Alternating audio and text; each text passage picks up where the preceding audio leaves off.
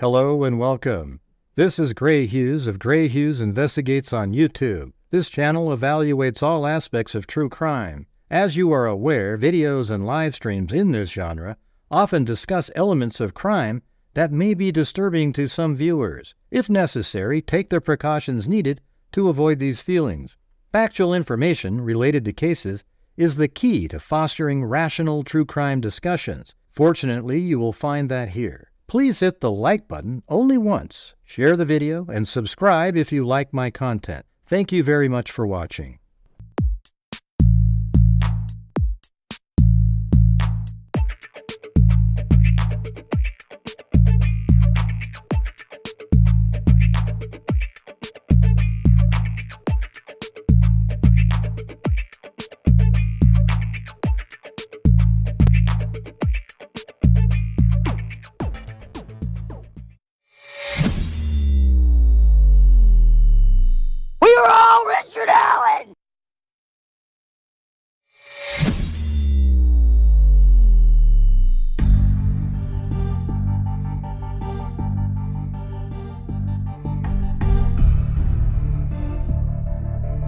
Looks like the dog cam is blank.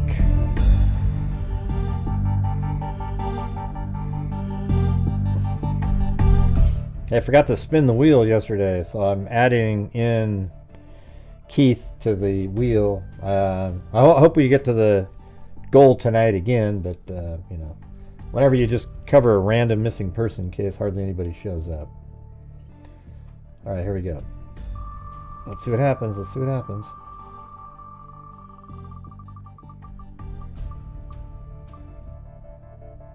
Ah, it's Ivan Victor.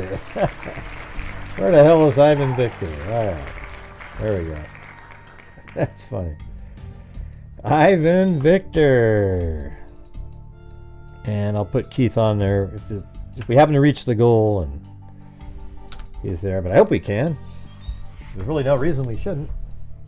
Oh, I think we got one of those YouTube errors going on right out of the chute here. There's no way there's 354 people watching when the title is Missing Persons, okay? It's going to keep shooting up, I bet. And there's only 71 views total, so you know that's not a reality.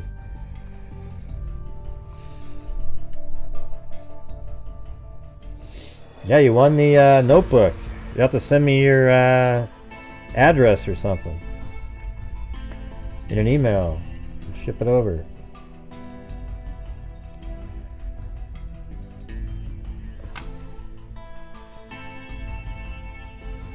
Yeah, Ben Verified is up. So what? What's that have to do with anything? I don't get it. It's been verified. Yep. Because of the freaks and anyone who watches or supports my channel, we have donated. Well, it's actually now 230. Let's see, where are we at?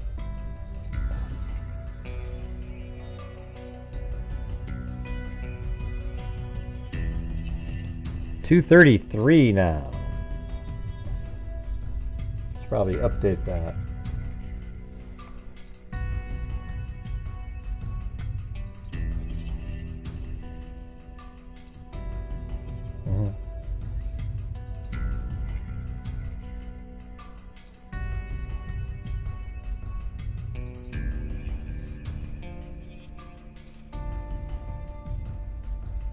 Yeah, see, 956, no way. There's no way in hell. Yeah, we've got like, I bet you there's like 130 people watching right now. Hey, thanks, Amber Maiden. Going for a wave right out of the chute, everybody. Look at that, going for a wave. See if we can get a good start to the show.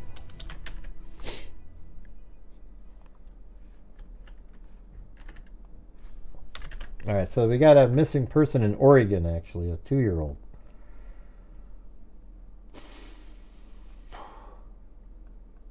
And it's about, I don't know, 90 miles away near the Oregon coast, near Lincoln City.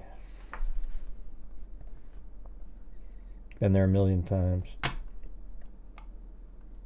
But the fact that I've been there a million times has no bearing on any knowledge of any kind related to the case or anything that would help me because I've been there, you know.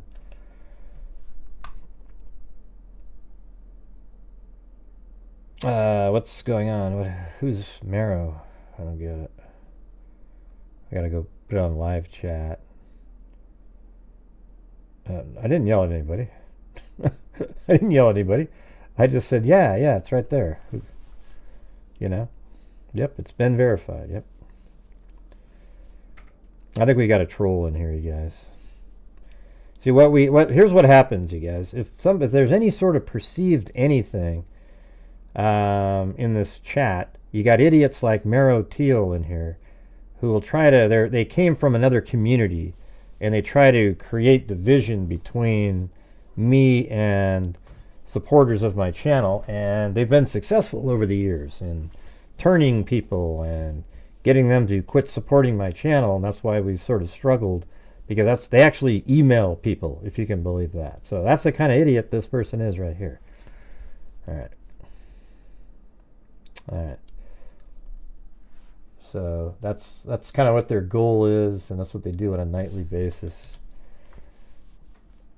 Nah, it's not a big leap at all, Marrow Teal. In fact, you'll no longer ever be able to comment again. See you later. Have a good one. Let's see. I couldn't watch your video. Yeah, well, I put out a video today. It was the culmination of all that hard work that I did making the 360-degree video, and I was allowing everybody out there to watch it for themselves, and you can use your phone and look at it, and it got 900 views in 5 hours, and that's not worth it for me. So I deleted the video. All right, so I'll try something else tomorrow. Maybe I'll do something. There isn't 1,700 people watching, by the way. There's about 120. So we got that. That's probably the same troll, Marrow and his idiots putting in the... Hey, thanks, K-Me. All right.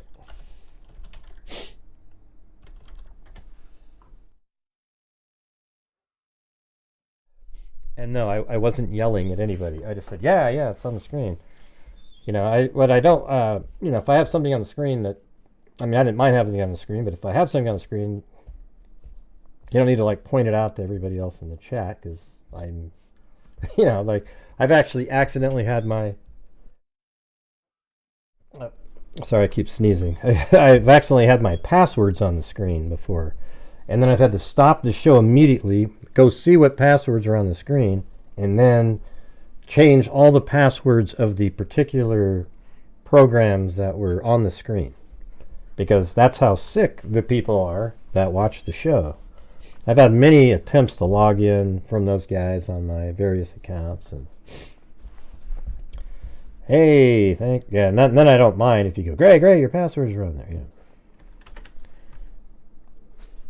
Thanks, Sandy, Shirley, and Karen. And let's see. So GSU PM and all the rest of you guys, all of your notebooks are being sent out tomorrow. They're all packaged up over here.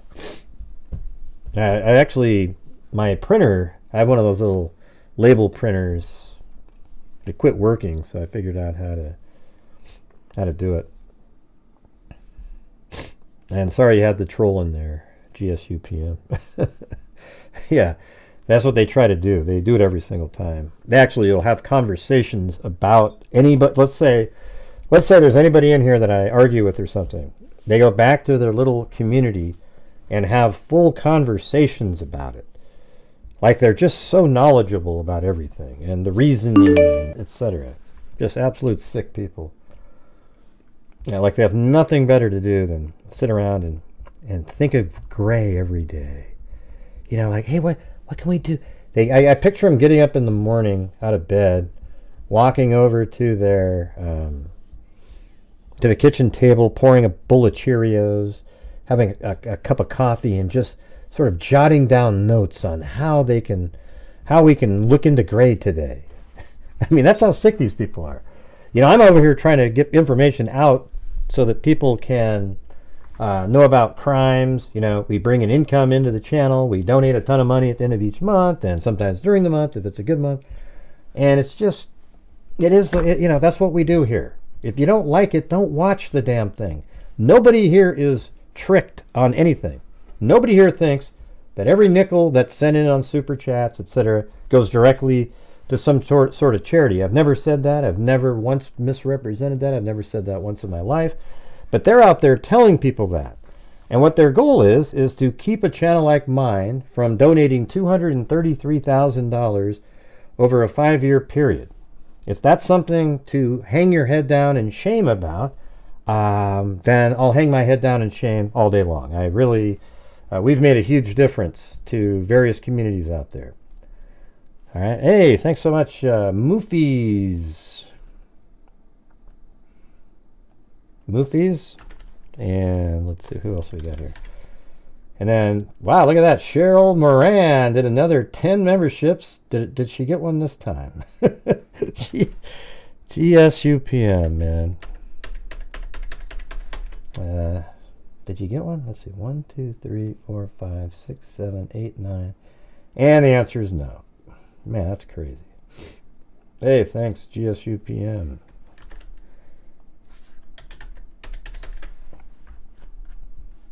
And thank you guys for making up a large portion of the amount that we do. It comes out of the ad revenue, the super chats, the channel memberships, etc. And I think it's awesome. Okay? Everyone tonight is either... but you're not, Luke. You notice that? You're not. Let's see, there's about 1 million creators out there that victimize, right. Oh, man. I wish I could there's just some of the stuff I see out there is just horrendous. Like, you guys should read the comments under some of my latest Idaho 4 videos. I mean, the mindset of some of these people and the things that they believe are just... It's actually scary, to be honest with you. It makes you sort of wonder about, how if you got any one of these people on a jury, there's no chance at a fair trial for the prosecutors, because these guys will believe anything, I know, yeah. I saw Lisa Valenzuela showing up in there, reading some of them. Because, finally, you guys got to go check them out sometimes. I mean, it's unreal, really. Right. No good deed goes unpunished. That's exactly what I am. See, these people don't like my personality. Yeah, I'm snarky sometimes. Sometimes I don't read the chat correctly. Sometimes I just react poorly or whatever. It's just, I do shows every single day. I'm not a perfect human being by any stretch of the imagination. But since these guys don't like me, they sort of expound on these things like they're just the most horrendous thing in the world. Oh, God. Oh, look at this guy. And no matter where I go, they follow like a bunch of just wild maniacs, commenting over and over and over again as if they were given marching orders. Let's see. Yeah, we've already... I'd like to get into the case here, so we don't need to have people already talking about it in the chat. All right, let's see.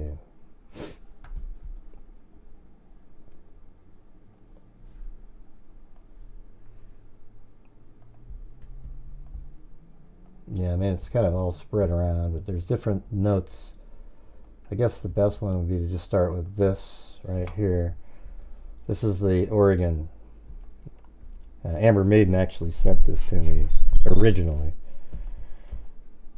Okay, that's she sent it to me originally. Then I was looking at it, and then Zozo was looking at it from yesterday, I guess. The Lincoln County Sheriff's Office is searching for a missing 2-year-old child. Dane Paulsen was last seen in the yard. Oh, now they actually have the address on there. 20738 Siletz Highway at approximately 4:30 p.m. on Saturday, March 1st, 2025 in Siletz, Oregon. Dane was last seen wearing a dark gray fuzzy hoodie, black pants, and blue and white shoes. Dane has brown hair that is shaved on the sides and long on the top. The sheriff's office has also listed a late 90s gold-colored station wagon as a vehicle of interest. Now, since the time of that station wagon, somebody came across it. I'll kind of go through those little screenshots, and they found the person, and the sheriff went out and interviewed him. And, it was sort of interesting because the person ends up saying, oh, yeah, I saw the kid and a dog, when I was...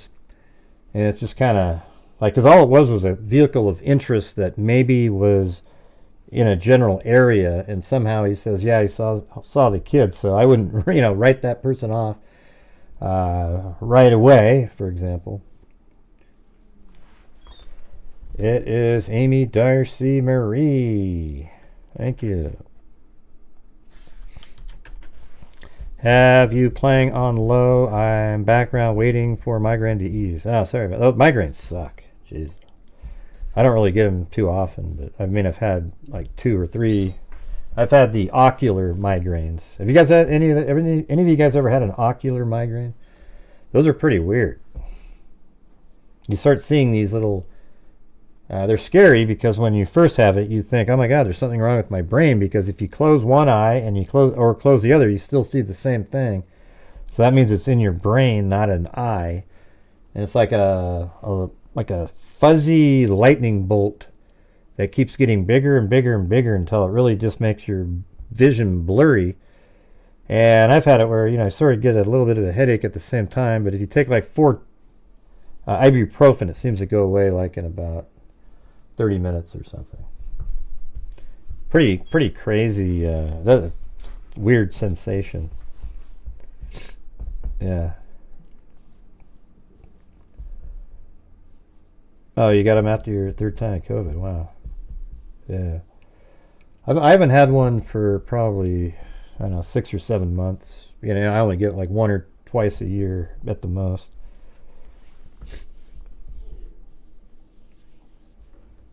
Yeah, okay. Missy6 said a hot shower helps with her migraines. All right, the sheriff's office has also listed a late 90s. We already did that. So the sheriff's office is requesting anyone who may have information relating to Dane's disappearance or information related to a vehicle matching this description to call their tip line. And he's only 2 years old. And brown hair, green eyes, 2'6", and 45 pounds.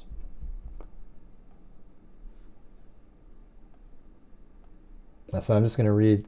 I don't, they're so out of order. It's hard to really get it in an accurate order here. But so this is when the person found the car. It's like, I actually found the car on the way to work. Stopped and talked to the guy. Took a picture of license plate. He said it was him up the Kernville. I'm not sure what up the Kernville. Let's see. Maybe he meant by Kernville. I don't know. Let's see. Kernville. Yeah, I don't even know what that means. So doesn't really.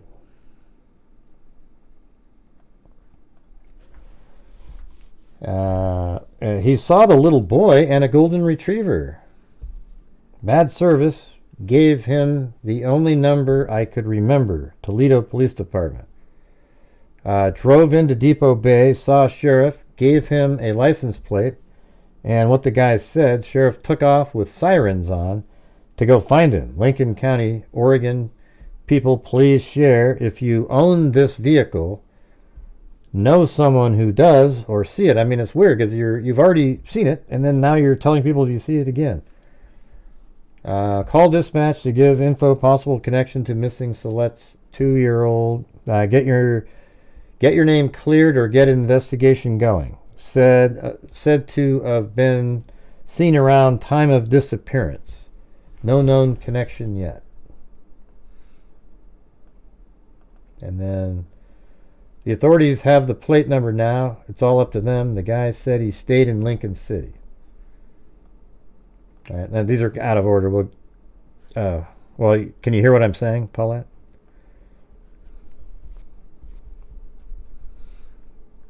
Yeah. I mean, you can just hear what I'm saying, right?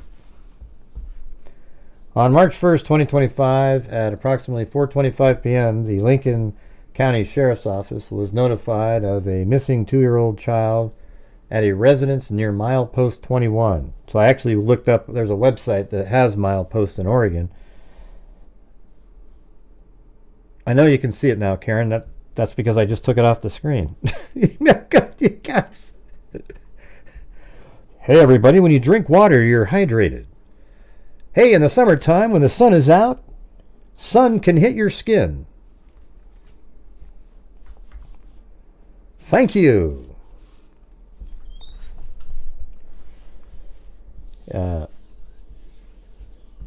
Let's see.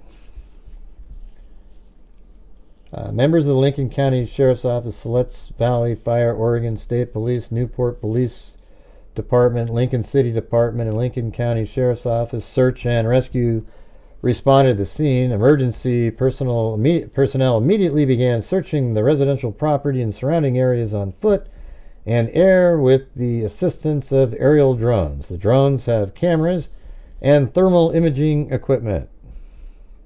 I am nice. I'm just wondering why you type in. Now we can see it. Of course you can, after I took it off the screen. That's why you told me to take it off the screen, so that you could see it. So I took it off the screen. The child, Dane Paulsen, was last known to be playing in the yard of the residence at the time of his disappearance.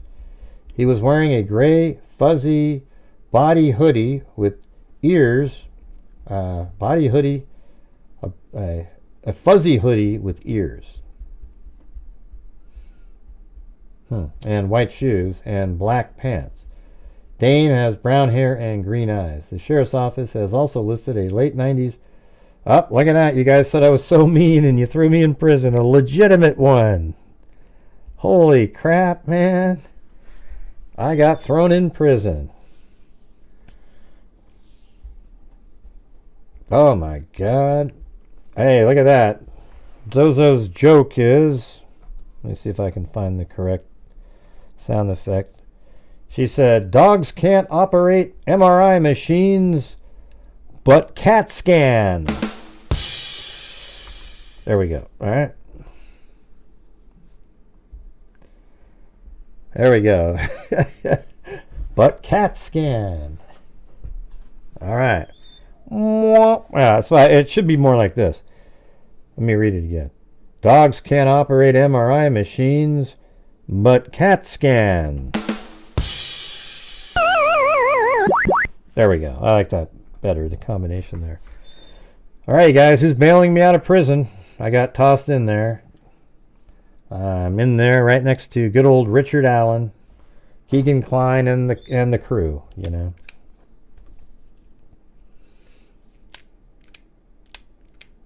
Emotion button. Oh yeah, I could probably get rid of that. And there's Cheryl Moran getting me out, or giving me a key. She's not really getting me out yet. Oh wait, I gotta get that off the screen. There it is. Boom. Oh yeah, let me get rid of the emojis. Those are stupid. Live reactions. Gone. Done. I think only the trolls really use those. Does anybody in here actually use those things? You know?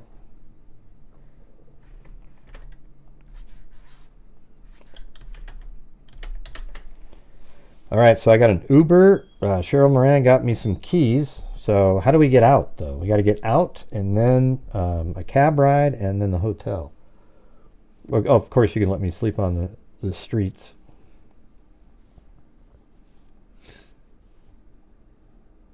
Trolls use it. Yeah, that's what I think. Because none of them ever make sense. They're like laughing during like important things. There he goes, uniquely Susie retired hospice RN. Puts them in for bail along with Cheryl Moran.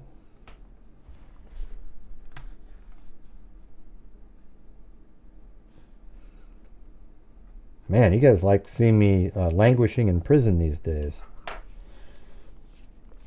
Remember how you guys used to be getting me out? And there's GSUPM. Moofies for some ramen.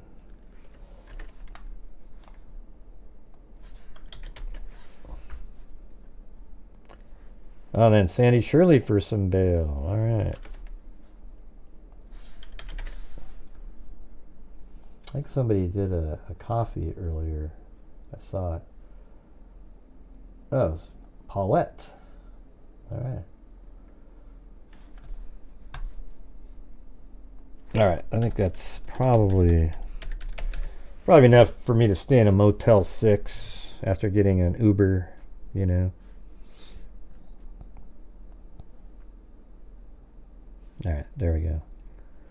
And somebody type in a full-on paragraph. I'm going to stick it right in the middle of the screen so it covers everything. All right.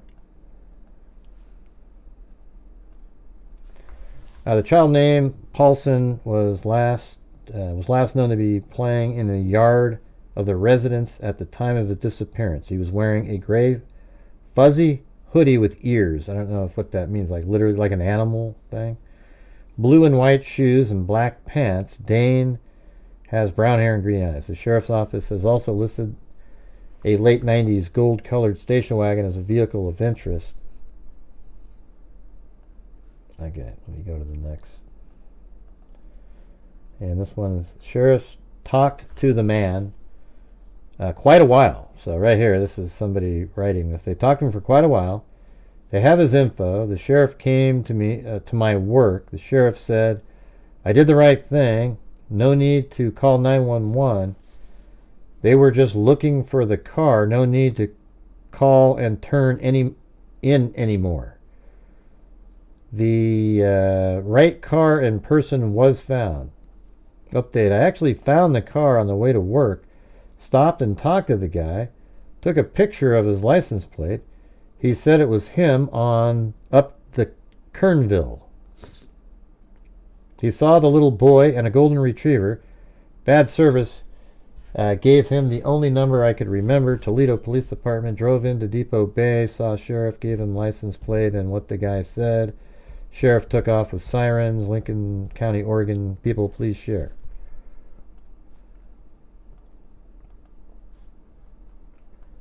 And this is like earlier on. It says, good morning, everyone. I spoke with Sheriff's Department just a few moments ago, and they're still searching for the lost 2-year-old in the Siletz area.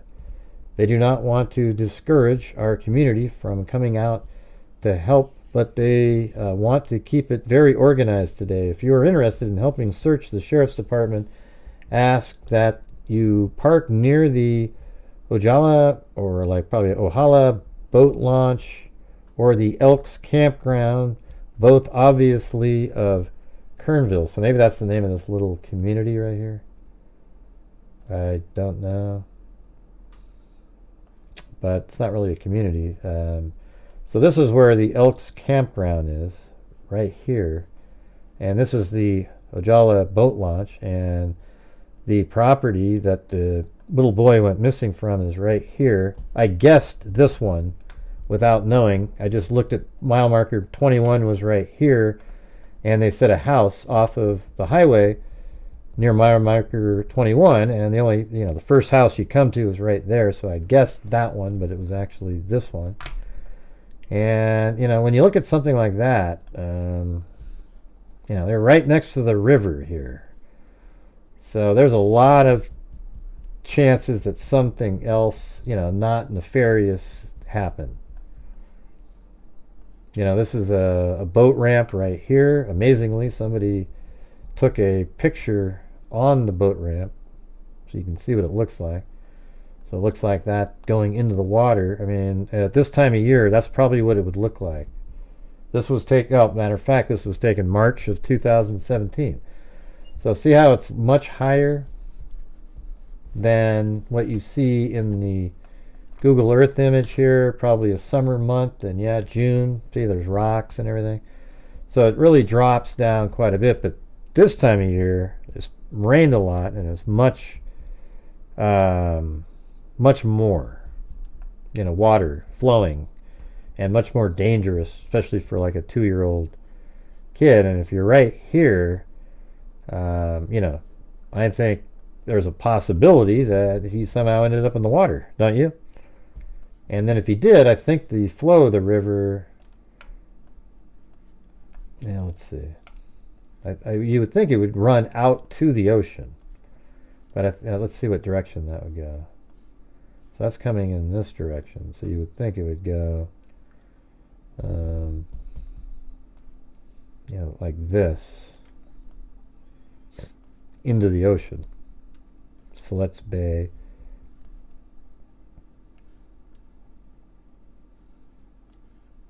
So I guess from the boat ramp it'd go that way. Let's see. Let me find a different month. Oh, that would look like a pretty good one.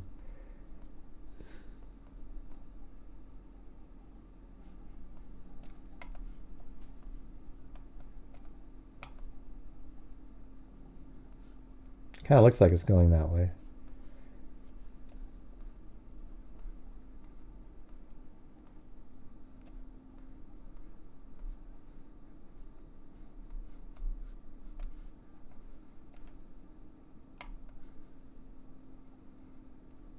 Doesn't it? I mean, it does look like that. Anyways, shit. Maybe I can.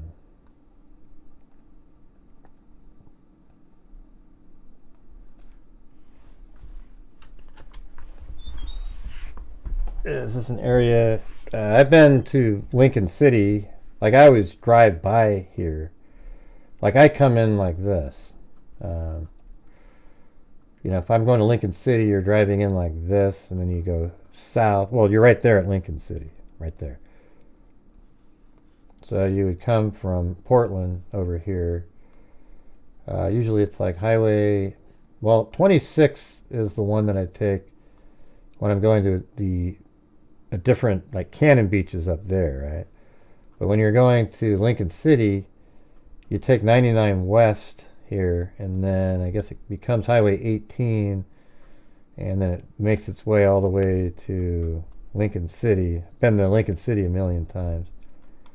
And I've been to Depot Bay before, which is right there. Actually had a high school friend die there. These waves came up and pulled him out. He didn't know how to swim very good. And then Agate Beach is right here. That's where you can find a bunch of agates. Hence the name. Oh, hell, I almost sounded like Karen right there. It's Agate Beach. A beach where you can find agates, everybody. I know that's surprising when it's called Agate Beach. All right. So anyways, I don't think I've ever been like right here on the Siletz highway. It's really cool looking though. I mean, look how neat this highway looks. Watch this. I mean, see, that's really pretty out there. It can be creepy too, I think. But that's what it looks like.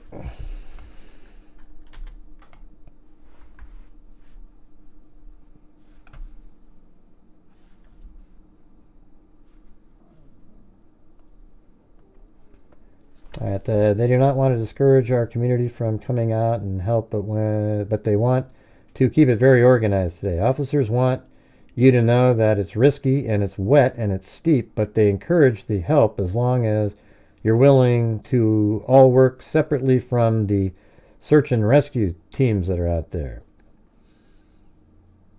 The sheriff's department is working with dogs south of... Man, they must have their fingers on the wrong buttons there. Sheriff is covering clear out through Ahala area. They need people. They really need people. Hey, look, I'm learning girl code. They really need people not to cross the south side of the river for now. Not cross the south side of the river. Interesting.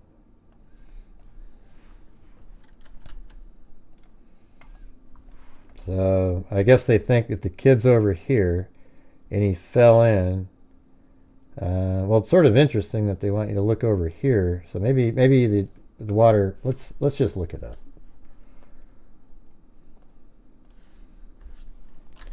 What direction does the Siletz River flow?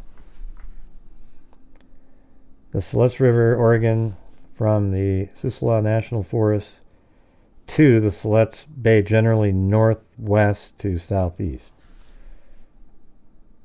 Wait, so flow direction starts in Siuslaw National Forest, flows northwest to southeast, passes under U.S. Route 101, and enters the Siletz Bay. Okay, so I guess it does go out to the bay that we were just talking about. So it must flow from here. Let's see if it goes up like that. I guess it does go that direction, northeast for a minute, and then it goes all the way out like that, and then northeast again, and then ding, ding, ding, all the way around, and then out like that. So that means they want these people to be searching over here, but if he'd gone into the water, it seems like he'd be going down this direction. And, some shallower places like that, but it's not shallow this time of year. But let's see, like that's June, February. Look, see how it's much deeper.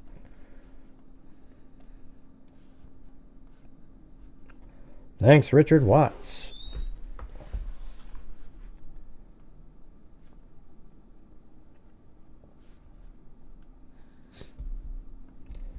All right, and we've only got one coffee tonight, you guys. So if you can do more coffees, we are currently at about like 60% of the goal, which is pretty good early on.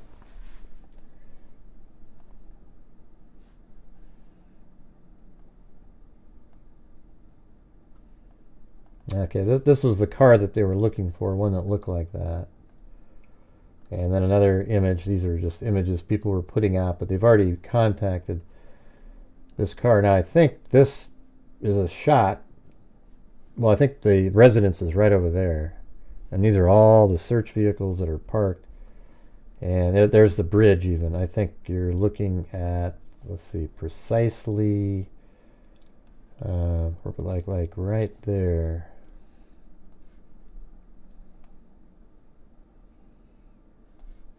I would even go back a little bit more. Maybe one more spot. Yeah. So you can look at that. Watch. See. So that's that building right there is this one, and this one is that one, and that one is this one. And you can see, like this time of year, there's leaves on the trees, and there's none on that tree right there. And then there's the green bridge. So there's a lot of people searching. Yeah, they've already found the vehicle, though, you guys. They've talked to the person. It's not like it. We don't need to, keep thinking about, ooh, what vehicle are we looking for? Because nobody's looking for a vehicle.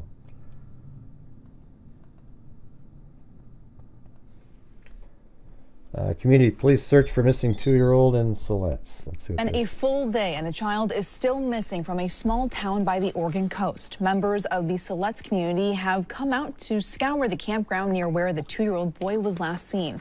Fox 12's Carly Olsen has more details for us and joins us live near the site. So, Carly, what can you tell us? Well, what we know so far is that 2-year-old Dane Paulsen was last seen playing in a yard of a home on Siletz River Highway yesterday afternoon. And actually, just minutes ago, I spoke to an officer with the Lincoln County Sheriff's Office, and he tells me that they do not believe there have been any crimes committed in this case. And actually, there had been a vehicle suspected to have been connected to this case. It's now been ruled out. They found the vehicle and took the proper steps to rule it out. And today, we actually got the chance to speak to some of those hundreds of volunteers who are out there searching for this child. It's pretty terrifying. Scanning the land and the water for any sound or sign. Dozens upon dozens of volunteers like Gregory Dewar took You know, it's funny. A lot of people show up to these things, volunteers, but they just stand around and talk the whole time. the search, all with a different motivation. I've got twin toddlers myself, so pretty heartbreaking.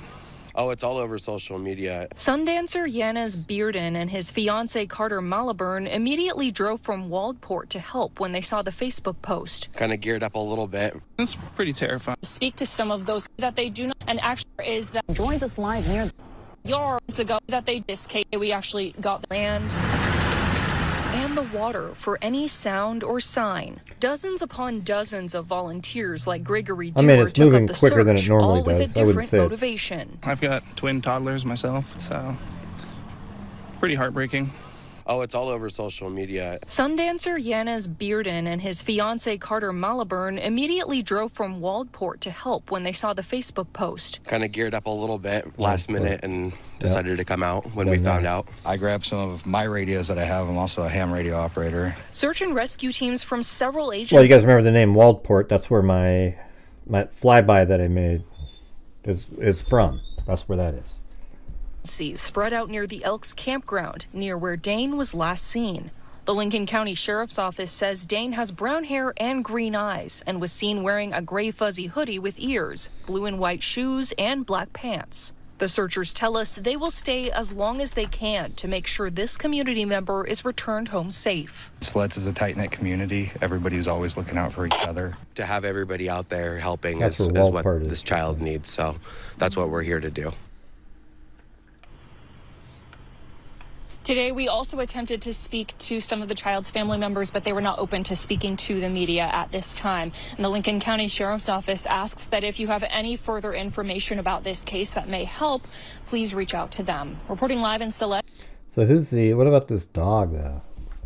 A 2-year-old boy in Siletz was reported missing Saturday afternoon, according to the Lincoln County Sheriff's Office. Dane Paulsen.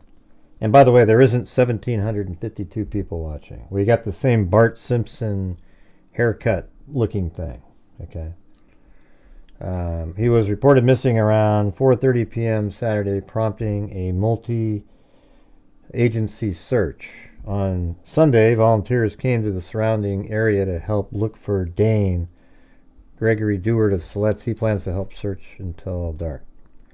Let's see. The boy was wearing a gray fuzzy hoodie with ears. Earlier on Sunday, LCSO deputies said a gold station wagon seen in the area was a vehicle of interest, but shortly before 5 p.m., deputies said, and that's today, so literally less than 2 hours ago. LCSO deputies said a gold station wagon seen, they said they had ruled out the car as having any connection to the boy's disappearance. Deputies also said they had no reason to suspect anything criminal had happened. Those wishing to help in the search were asked to stay away from the primary search area, which is located from the steel bridge to the Hutala Road. Okay, that would be interesting to mark that down. Let's see where that is.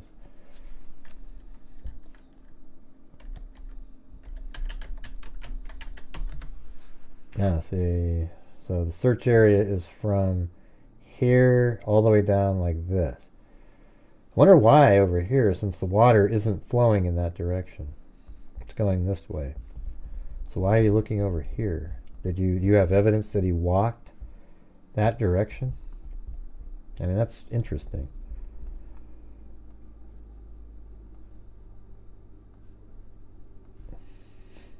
So this is kind of like the search area right there.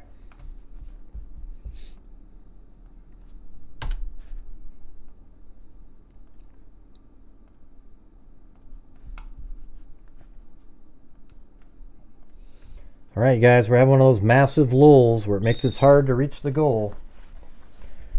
So if you're out there and you can help support the channel tonight, keep us rolling on the goals, that'd be great. My video today absolutely bombed. So we'll have to try that a different day, see what happens. Maybe I'll have to do hey, after this video, check out this other one or something. I don't know. I don't know how to do it, but it's amazing. That one just got killed. I don't think I've had a video in 10 years do worse than that video, and it should have been amazing. Like, hey, it's a 360-degree video. You can actually do it yourself and stand there and look around. And people just looked at it and went, yeah, I got to do something else. It sucks. Let's see, we got Siletz is a tight-knit community. Everybody's always looking out for one another. Hey, thanks, Justin. Very cool, thank you. Siletz is a tight-knit community. Everybody always looking out for one another. So that was one of the calls to be here for me, at least Malvern said. So that guy that went there. So you got that one. Let's see, everyone please share the picture. That was before. And there's a little kid right there. They put those out there so you could recognize him. This morning, police on the Oregon coast are looking for a missing 2-year-old boy. Dane Paulsen hasn't been seen since late yesterday afternoon at a home in Siletz. Investigators say he was playing in the yard. Siletz. Crews have been actively looking for him over the last 12 hours. They're also looking for a gold-colored 1990s station wagon. Police say it was seen in the area at the time Dane went missing. If you have any information, call the Lincoln County Sheriff's Office. By the way, my Blazers Miami tonight, blew another fourth quarter lead and struggled. my Blazers tonight, they played the best team in the NBA on the road, and we were up 15, and we went into overtime, and then we lost. Barely. I mean, it was like we should have won the game. It's pretty amazing. You know, we had the youngest team in the NBA, and just about did it. Let's see, we got right here. A massive search effort is underway for a missing 2-year-old child in Siletz, Oregon. Not Siletz, whatever the hell that person was saying. The Lincoln County Sheriff's Office reported that Dane Paulsen, thanks Kami, was last seen playing in the yard of a residence near milepost 21 on Siletz River Highway, also known as Oregon Route 229.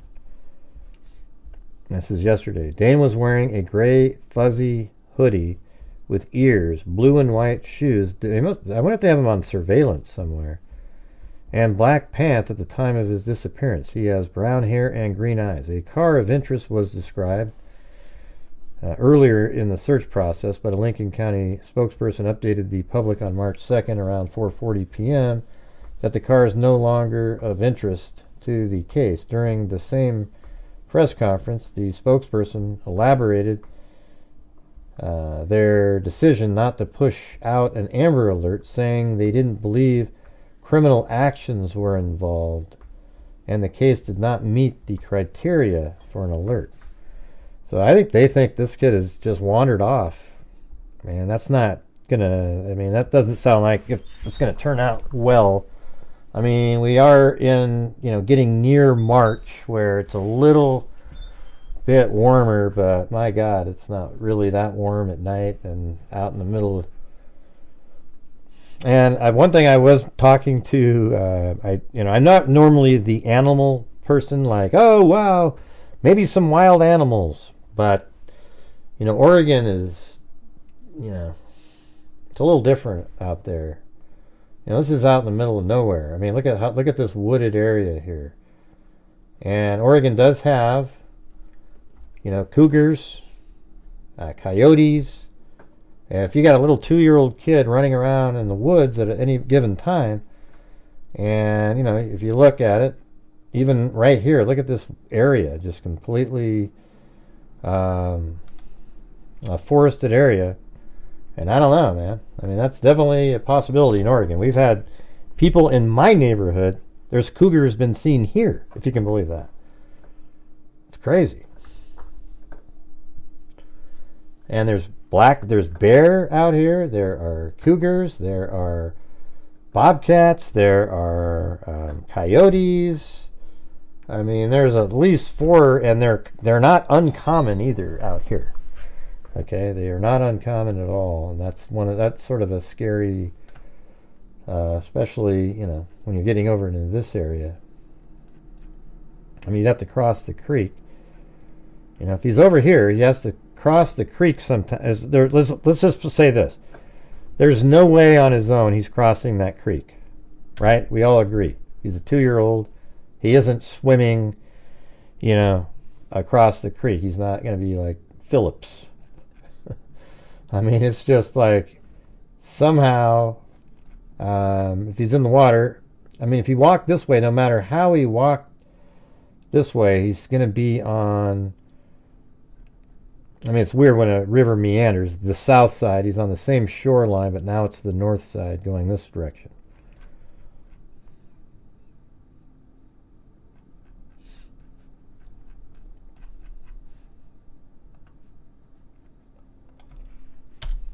Oh, jeez, that's crazy.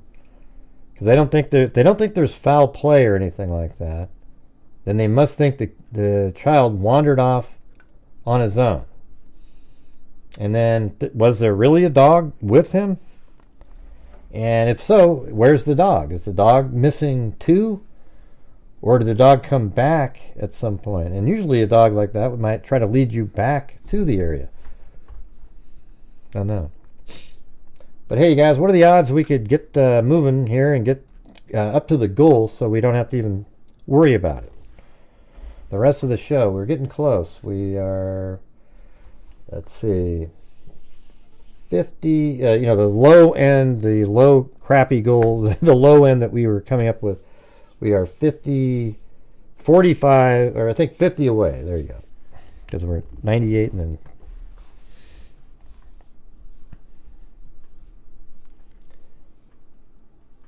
Oh man, we're still doing that. Come on, you guys.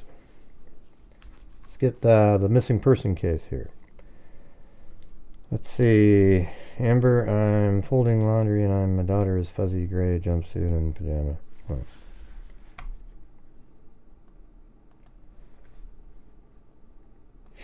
Now the show started off good and then it went. 2-year-old Dane Paulsen went missing on March 1st in Siletz Highway in Oregon. A gold color, that's not related. That's a picture of him right there. He was wearing a gray fuzzy hoodie with ears, blue and white shoes, and black pants. Dane has brown hair and green eyes, according to authorities. Investigators said a late 90s gold-colored station wagon is a vehicle of interest. Not anymore. That one's old. And...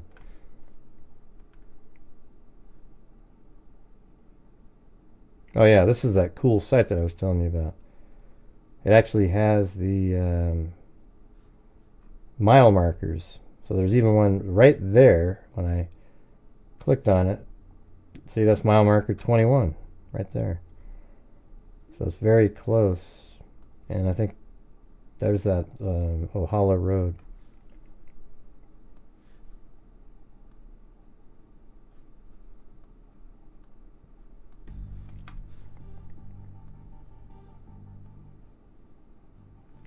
I guess somebody's going to have to do one of those things where you say, I'll do this if you where that thing that Sharon Gornick did the other night was amazing because it really helped the channel out. Liz Valenzuela, I did see her, said hey, but I mean, I think it's obvious the kid isn't in this area here. They would have found him by now. But the kid might have gone into the water. Dane might have gone into the water right there, and then, then you're going downstream, and then it's going to be something where, these areas right here, on the banks that go like this, those are where the water flow goes like this, to the edge of this bank and around on the edge over there. Then it goes across to this side and right even in here even, and then is all the way around to there, and then it switches to about right there, and there's the current against the bank, and we know that because that's what the river's doing. It's eating away the edges, and eventually this right here will probably, I guess that's going to be tough to do, but if this was like if this was a little bit further out like that, this would eventually cut off and make a little island there called an oxbow, and then you'd have the river would just continue flowing like that, leaving a big island over here without really a flow anymore. But again, you know, all those banks like that is where you'd find somebody like that. A kid. I mean, it sucks, but you know, around like that. But look how shallow it was that time of year.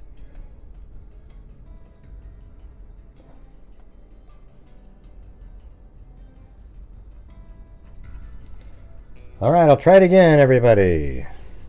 It seems like it always takes somebody else to say something to help support the channel, because when I say it these days, it's like falls on deaf ears. So if you guys are out there and you have the ability to help support the channel, you guys know we do a lot of great things, and we're now on day 2 of the month, moving forward through the month. And I'd like to do better this next month than we did last month and the month before that. It'd be cool to meet that combined, okay? So if you're out there and you know you have the ability to help support my channel, which allows me to also give away a lot at the end of the month, I would appreciate it. So instead of letting it fall on deaf ears, just listen to what I'm saying, and so I don't have to ask multiple times. That's the part that I don't like having to do on the show, as I've said multiple times. You know, so when I say it and it's like, oh yeah, whatever, great. Then it gets like, okay, then I have to say it again. Alright, so I'm not sure how else to do it. So I think I've got one more, not sure what, I think that might be the same thing here.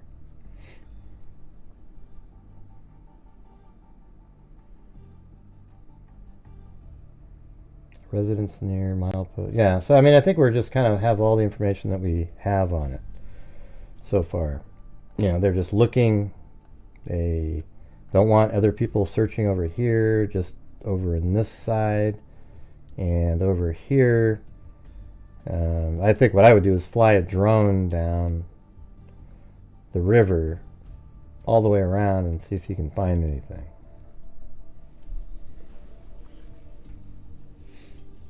Wow, it's Buckle Bunny. I haven't seen you in a million years. See? Fell on deaf ears again, Linda Howell. It's amazing.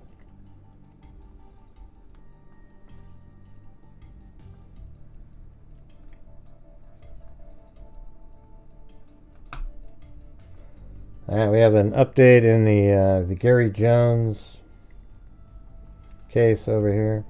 The one in Georgia. Remember that? Thanks, Mama 457 Rose. Yeah, it's the one with the African American couple that were on a boat, and the well, they went there to go boating. Remember how the wife dropped him off, and he went in the water, and then she went to check in out at the hotel, bring the trailer over there, and then she got in the boat with him. Then they went out in the water. And then I guess they found the boat kind of going around in circles. It seemed like there was a problem with the motor. Both the people weren't in the boat. They found her body, and apparently like there was no water. I can't remember what it was. There was like air in her lungs or something. And then they found his shoes, but they've never found him.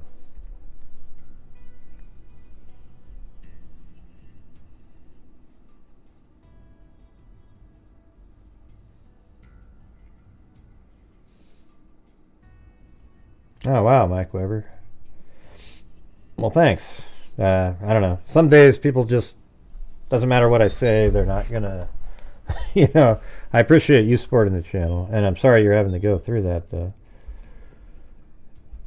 Are you doing well with the treatments and everything, or? I mean, I get frustrated too. I don't know how else to do anything better than I do.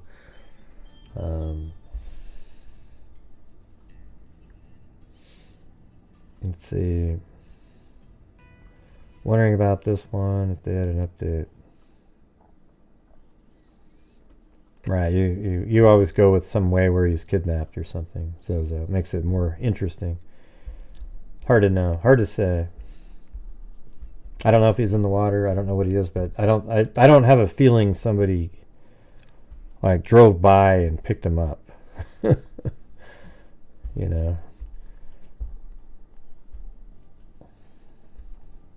And look at Mama 457 Rose went for a wave up there, and you all left her hanging. So don't forget Mama 457 Rose gave it a shot. Let's see.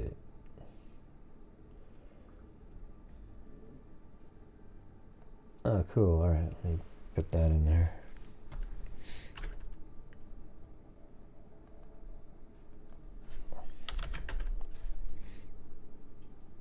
Do I have to put that part about the... I guess so. The second floor part, Cheryl? Does that need to be in there? Through chemo with radiation last year. Had an operation in June. Waiting to heal to have a scan. All good. Awesome.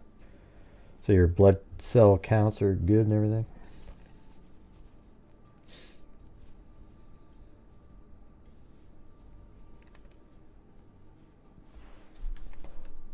Thanks, Cheryl. Cheryl Moran again, coming in for the rescue. Thank you. Appreciate it.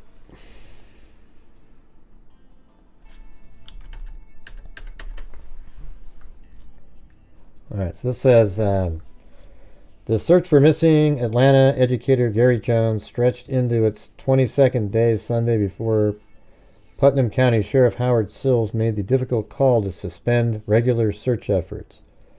Despite deploying every available resource, including assistance from the Georgia Department of Natural Resources, the Georgia State Patrol, and aerial searches, Jones has yet to be located. Sills acknowledged earlier in the day to 11 Alive Cody Alcorn that he was planning to meet with DNR to decide if they may if they may suspend it. You mean may suspend. No id. The search. Shortly after the story was published at 3 p.m., Sills provided an update that the daily search is suspended. Periodic searches around the shoreline will continue. I mean, he should have already floated to the surface by now with the gases, etc. So it does make you wonder if he's like a gone guy, you know. Somebody who just sort of took off, did something to her and then took off. I don't know. I mean, they did find his shoes conveniently near each other. It seems like. I don't know. This one's a weird one, though. Investigators are also now turning to the U.S. Secret Service to unlock a potential key to the case, the cell phone of Jones' fiancée. Right. Wilson's body was recovered from Lake Oconee. I think it was something different than that, how to pronounce it, on February 9th with her phone and found clutched in her hand. Yeah, that part. And that was that weird part where she had the phone clutched in her hand and she's dead floating in the water. Like, if you're in the water, seems like you pretty much drop everything in your hands and you try to live, try to swim. I mean, wouldn't most of you, if you fell in the water with your cell phone, I mean, you might try to hold on to your phone, but if you start really struggling, you're going to let the phone go. You know, but right when you fell in, if you know how to swim, right, you're going to hold on to your phone and see if you can manage it. But then the water was so cold, 48 degrees. I mean, that is ridiculous. You know, you're likely just going to drop the phone and try to live and get out of there.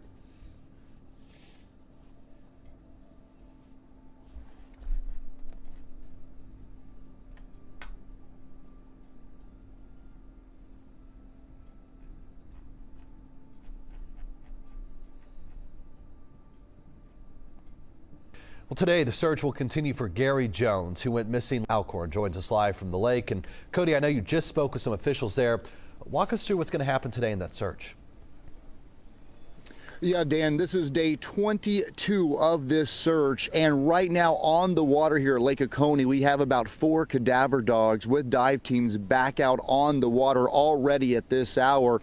Now, what they're dealing with today is the temperature is close to what the temperature of the water is. That makes it a little tough for these cadaver dogs. If the air temperature is colder than the water temperature, they cannot actually pick up any scent coming from this water. And how that works, many people might not know this, but these cadaver dogs have a history of picking up a scent from a body about 50 feet deep. So that is what they're hoping today. They can kind of narrow some more points of where Gary Jones might be. Now, to walk you through where we're at today, on February 8th, Gary Jones and his fiancee, Joy Wilson, went out to celebrate his 50th birthday here in Lake Oconee. About 2 hours later, after they got on the water around 3:30 on February 8th, their boat was found idling in a circle here on Lake Oconee. This boat, only about a 12-foot plastic John boat, was finally found by DNR. Joy's body was found the next day, still floating, enough air in her lungs to keep her buoyant in the water. But Gary Jones has not been seen since they were caught on camera putting that boat in the water on February 8th. So again, a lot of people curious about this. This is a mystery. We've talked to Sheriff Sills about every day since this search started on February 9th. He says the key to finding out what happened on Lake Oconee on February 8th will be by finding Gary Jones's body. Now, I can tell you, I know we were out here yesterday morning talking about this. They kind of had narrowed down an area they thought Gary might be at, but I just talked to crews. They searched this entire area that they had grid, and they said where he should have been from the scent from the dogs, they didn't come up with anything. So today they're expanding that search, which is just a few hundred feet from us. So again, as we learn more information, we'll have updates. We're hoping. Remember there was somebody that said that they'd seen him in the water, but then they couldn't get to him, and then they couldn't find him again. So I don't know. But if you remember, they put their boat in right here at this boat ramp. Oh, let me get that off the screen. Where's Karen to tell me to get that off of there? You got the boat ramp right there. Then they must have gone underneath the bridge here. He did. And then she drove the pickup truck with the trailer on it and drove over to this hotel, the Lodge on Lake Oconee, and she parked the pickup truck with the trailer in here. Then she got out of it and then walked down here and got into the boat with Gary. Then they came out like this, and then they obviously, I would say that their boat was doing fine because to navigate around like this. But then right in this area something happened, and then they find the boat, like maybe even right in this area, right? Because that's Shirley Derman, right? So let's say you might have continued to go around, and let me make that longer. So I think it would be probably like right around in there is where something happened. Because they find the boat circling right here. They find Jocelyn's body over here, and that's it. So Gary would probably, if he's in the water, would be floating down and then make his way to this dam over here. So there you go.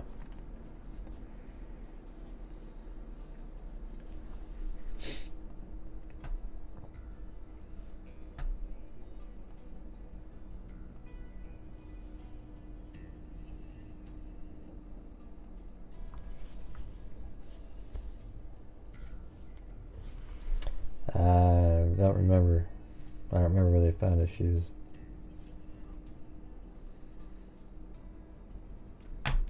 But anyways, that's the update on that one. The update is there's just nothing, and they're cutting back looking for him. Isn't it amazing that Cindy and Daphne show up at the exact same moment every single night? It's weird, isn't it? All right, let's see.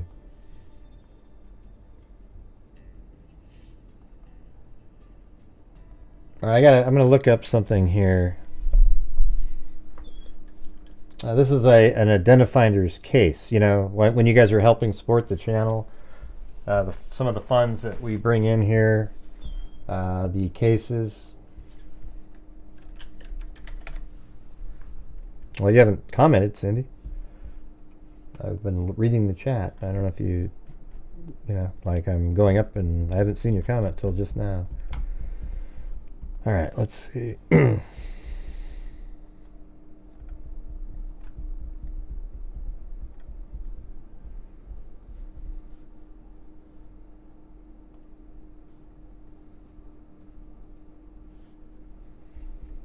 Thanks, this account. 13. Wait, let's see. Unidentified. UP 13620. Alright, well apparently this is one that we're going to try to do. So this is a male, white, Caucasian, estimated year of death 1972, age 11 to 14 years old, 5'2", 120 pounds, unidentified deceased, was found May 7th, 1972. Alright, so let's see if we can find this randomly on like newspapers.com or something. Alright.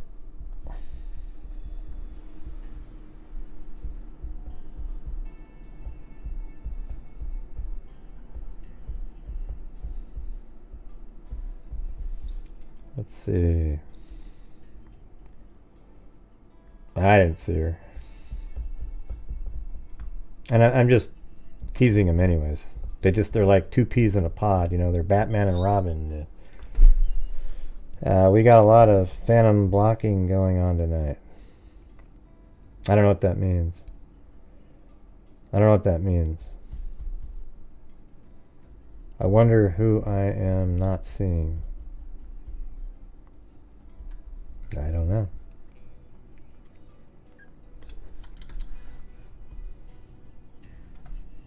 Don't do what? Jesus, you're just never ending. Yeah, Gilligan and Skipper, whatever the hell it is. Yeah.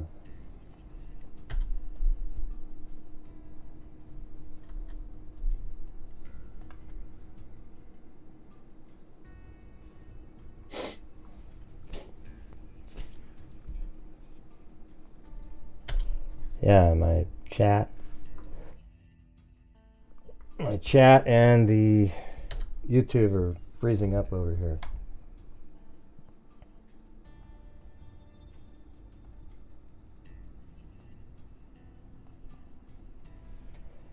All right, let's see. Let's see if we can find it in here. 1972. May 1972. We're saying Daytona Beach, Florida.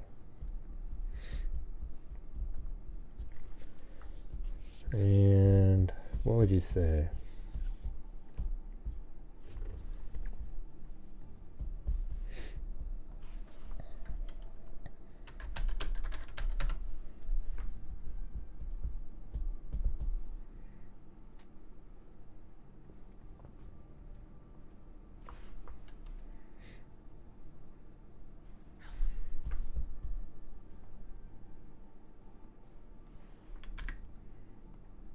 I don't know. It doesn't.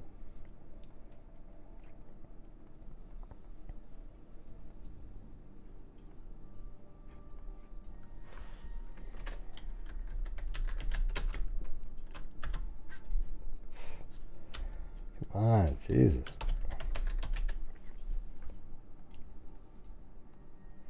I don't know. It's not letting me do anything here.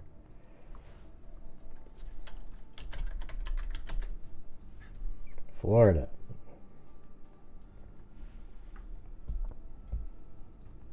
If it was found May 7th, you'd think on May 8th it would make it into the paper.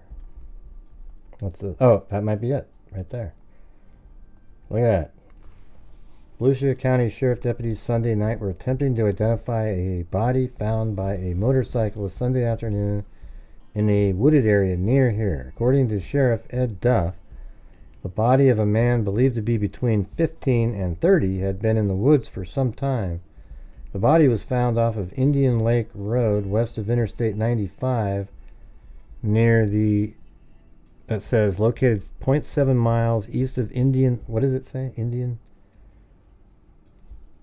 Yeah, that's got to be the same one. That's awesome. I was looking for it earlier. I couldn't find it.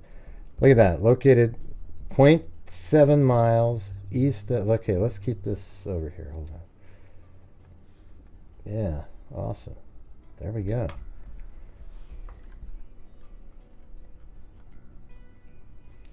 All right, we'll have to make another attempt here, you guys. If you're out there and you can please help support the channel, that'd be excellent. We've absolutely hit a brick wall.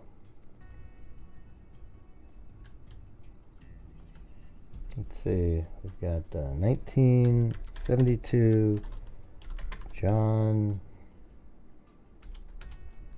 Doe. Oh, Jesus.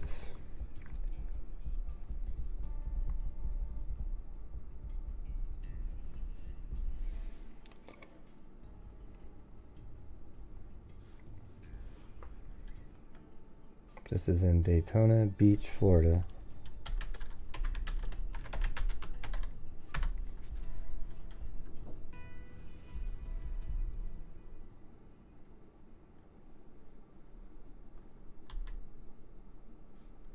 Huh?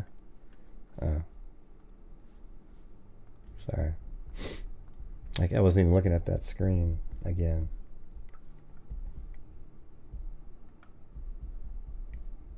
Yeah, we've already talked to Timothy about it. Just hang out, start talking about this kind of stuff. You know, the more people keep going, God, hey, is everything? And then it keeps it in your mind. Just, come on, let's go. Focus on the cases here. Let's do it. All right. So this is Daytona Beach. Then it says Lake Road.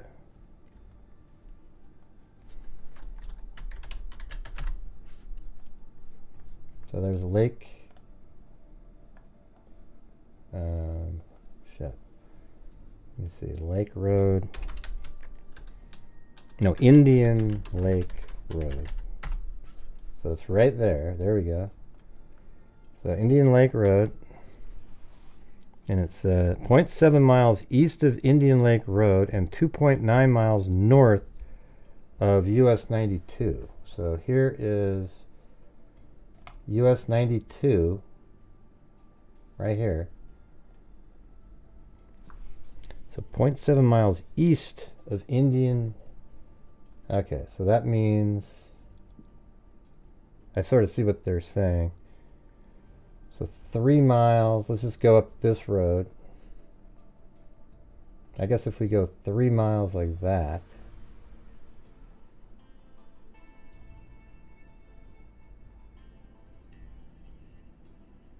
So 3 miles. And then it says it's 0.7 miles east of Indian Lake Road. So this is Indian Lake Road right here.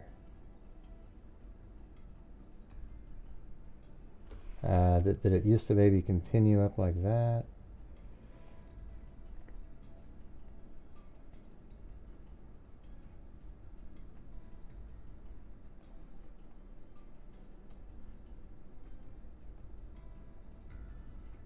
Just like out here somewhere in this crazy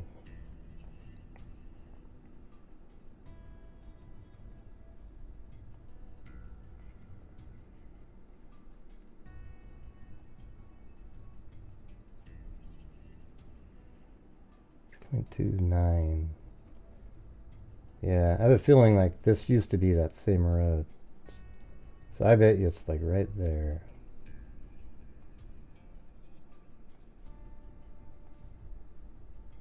Right around in this area.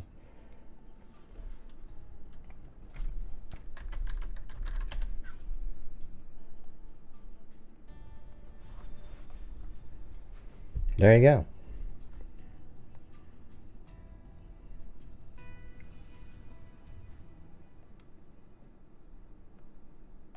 Man, so somebody stumbled upon a body out there. It's wild. Out in the middle of absolute nowhere. It's still like that. So, according to Sheriff Ed Duff, the body of a man believed to be between 15 and 30 had been in the woods for some time. The body was found off Indian Lake Road, west of Interstate 95, near the Volusia County Juvenile Home. Oh, that's interesting. Let's see where that is.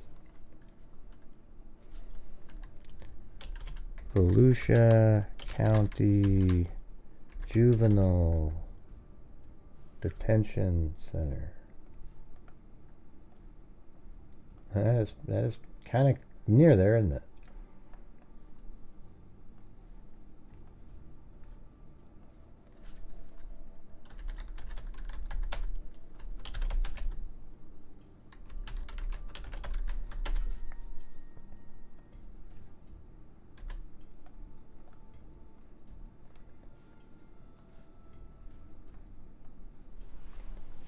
Deputies said Sunday night they have not been able to pinpoint the time of death. Deputies said there were no immediate signs of foul play.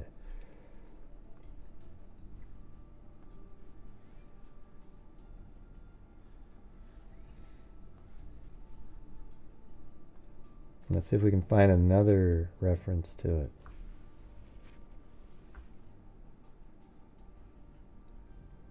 That's cool to find a reference, though, you know?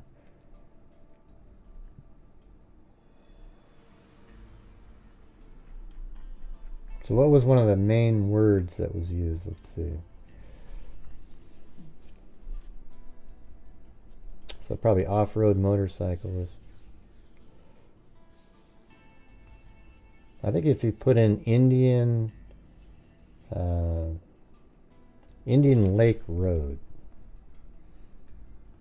I would imagine. Let's see, Indian.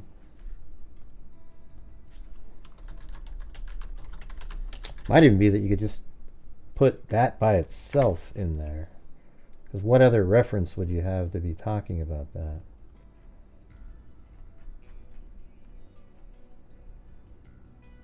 Yeah, see, there it is. That's that one. So then how about like the 9th? Okay, this might be another one.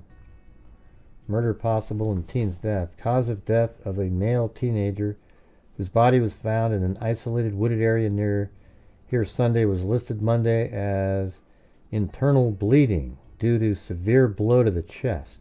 Maybe hit by a car, maybe? But why would he be out in the middle of nowhere then? Somebody put him there. Sheriff Ed Doug, who said the badly decomposed body was found off Indian Lake Road west of I-95. So, is I-95 up here? Is that what this is?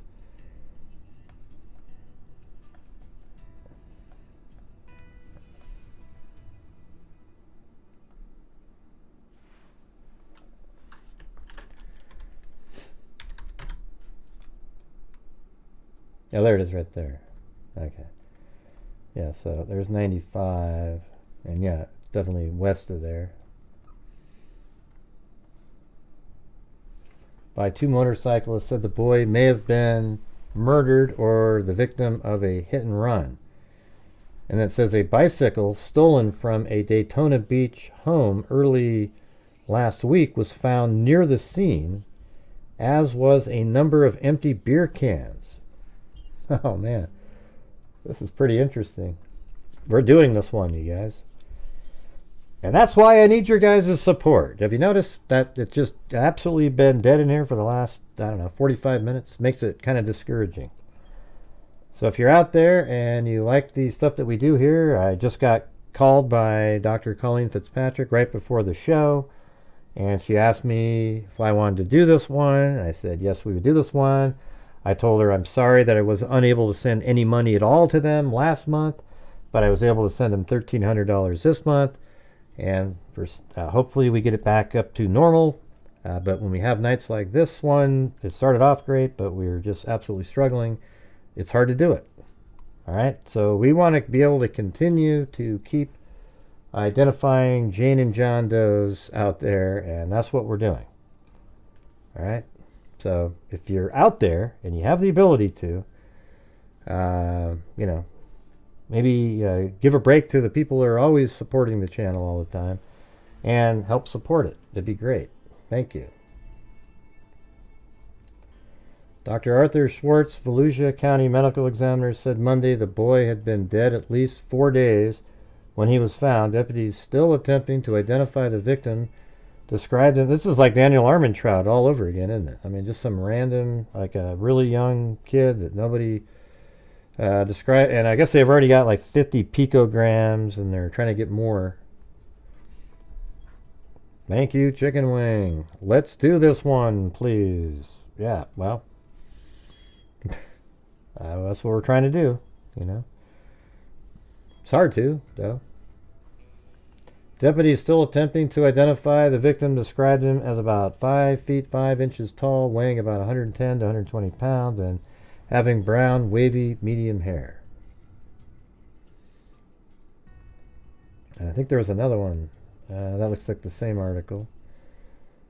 That's not it. Alright, let's see if there's any other... That was a good way to do it. Just use the name of the road, because they're going to always say that over and over again. So that was on the 9th. How about the 10th?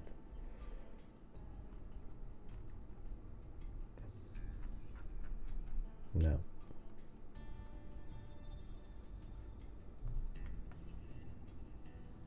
No.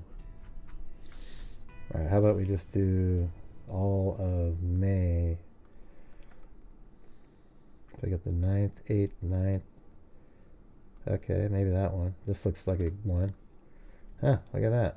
There's another one. The Sheriff Investigative Team in Volusia County Wednesday continued sifting clues to identify the male victim of an apparent murder found earlier this month. The victim, believed to be about 20 years old, was found May 7th in a wooded area off Indian Lake Road, west of Interstate 95 near Daytona Beach. He had been stabbed 7 times. Holy crap, does it say that in here? Man, it doesn't really say that in here. My God. Okay, that changes everything.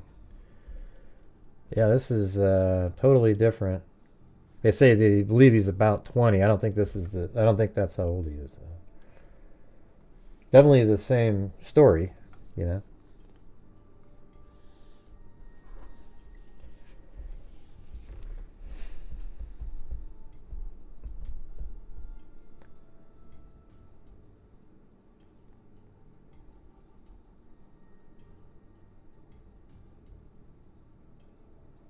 What was the update 36 minutes ago, Mike?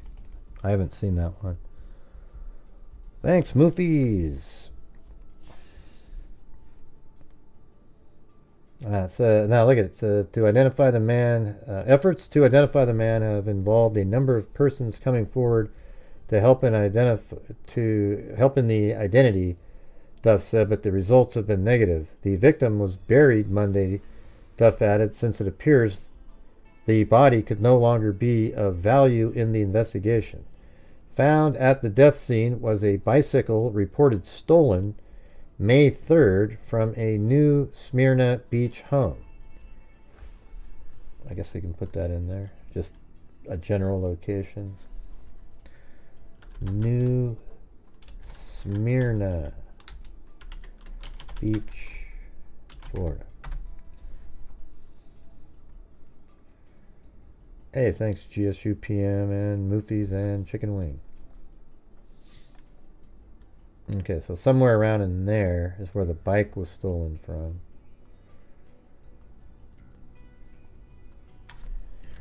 Bike stolen from New Smyrna Beach. Then, let's see. And there's a bike found in this area, so bike found. Hey, look at that, it's Cheryl Bullock with the happy cat dance, whatever the hell.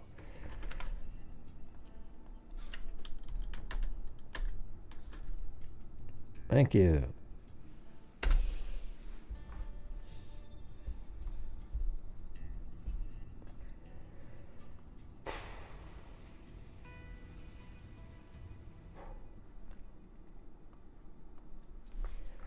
Found at the death scene was a bicycle reported stolen May 3rd from a New Smyrna beach home. According to the medical examiner, the victim had been dead about 4 days, indicating the apparent murder occurred the same day the bicycle was stolen. Authorities said, so maybe he stole the bike and then some older kids chased him down and killed him? Or one of the killers had, I don't know, used the bike to get him there? I don't know. Authorities said Wednesday, however, they have been unable to make a positive connection between the alleged murder and the bicycle theft. Well, I mean, geez, what are the odds that it's not connected somehow, you know? I mean, that's 25th. See if there's any other ones in here. So that was cool. Let's see if there's one in June. Come on. Oh, there you go. Look at that. So now we got one on June 14th. Man, I'm kind of shocked. Just using Indian Lake Road is the key. Is you know, how many times does a road like that get mentioned in an article? But it will be mentioned every single time that the missing, you know, the unidentified person is mentioned. See, that's how you got to think how to, when you're looking and using these websites, you got to really kind of narrow down and sort of, you know, over time I've learned how to do it pretty good. I went to say what the public can do to help. So far, 382 acres have been searched and 283 miles have been covered. The following resources have been deployed. Well, that's a lot of... That seems kind of... How could they search 283 miles already in a day? That doesn't make any sense. All right. Today marks the 5th week since the body of a young man was found stabbed to death in a wooded area off Indian Lake Road near Daytona Beach. It is the latest unsolved murder listed at the Volusia County Sheriff's Office. Still unidentified, the approximately 5'6", is it 5'6", to 130, see they have them over here at 5'2", 120 pounds. And they say 132 pounds, brown wavy hair, youth believed to be about 20. They don't really know. Now they think 11 to 14. But I mean, it has to be the right one. It's the same year, month, the same exact location, Indian Lake Road, you know. But you've seen these over the years, how different articles have it. You know, it's pretty crazy. It is the latest unsolved murder listed at the Volusia County Sheriff's Office. So the approximately 5'6", 122 to 132 pound brown wavy haired youth. Is that the right color? Everything there too. Physical brown hair, brown wavy hair even it says. I mean, so come on, this has got to be.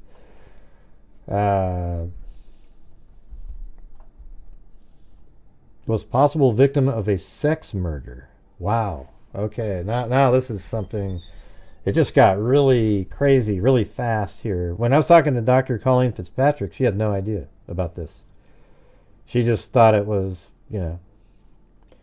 Art Dees of the Sheriff's Office said Tuesday, "We are still getting some very strong leads, but today we can't put our finger on a single one that exactly fits the facts we already have in the case."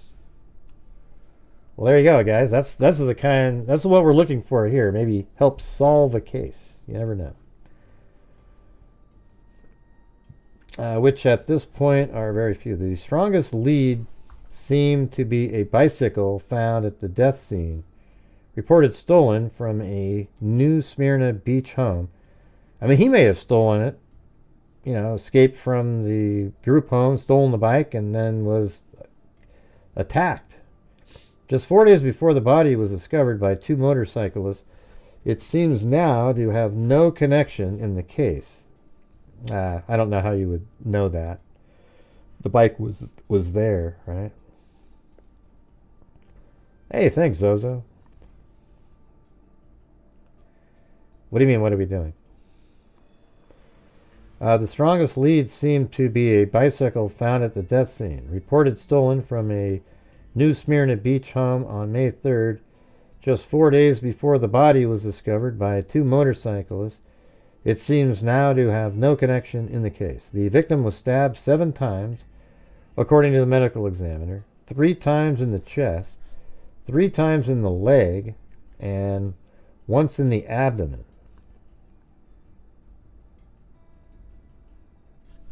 No weapon has been recovered, but it is believed to be a pocket knife size. He was found unclothed from the waist down on May 7th.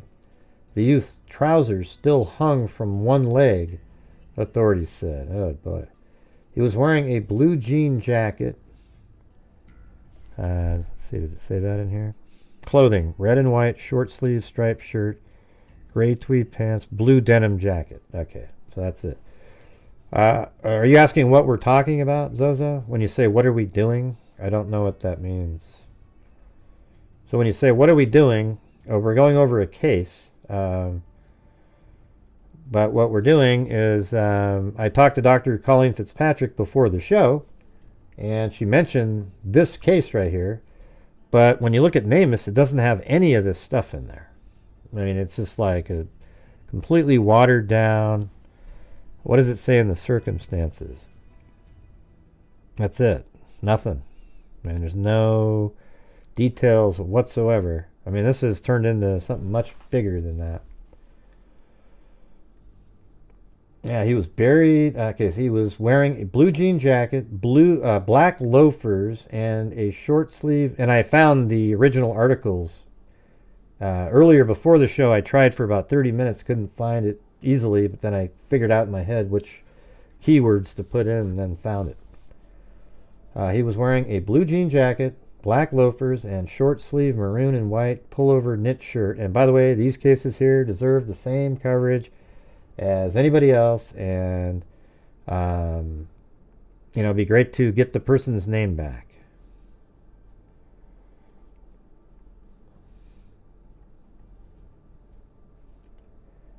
Let's see. So he was buried May 22nd in Volusia County. It is not unusual for us to have a list of 100 missing persons any day, Dee said. So you can see how much time is involved in sifting through similar descriptions sent us from law enforcement agencies throughout the country. We have sent all details of the case to the FBI, Washington files, and have fingerprinted the victim's hands. Although badly decomposed, they have not indicated he had a crime record. Also, Dees continued, when persons over 17 are missing from home, parents don't always report it. They sort of figure, particularly in the case of males, it is just time for them to wander. At first, a considerable number of persons came to identify the victim from the body. Sounds just like almond trout, you know. And after burial, from items kept in evidence. Let's see. At first, a considerable number of persons came to identify the victim from the body itself, and after burial, from items. Okay, so they had items kept in evidence, and they wanted to see.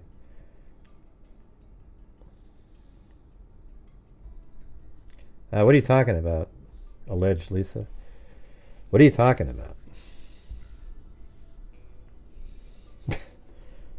Jesus, you guys are...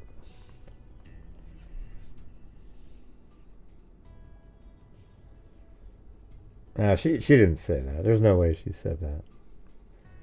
That's ridiculous.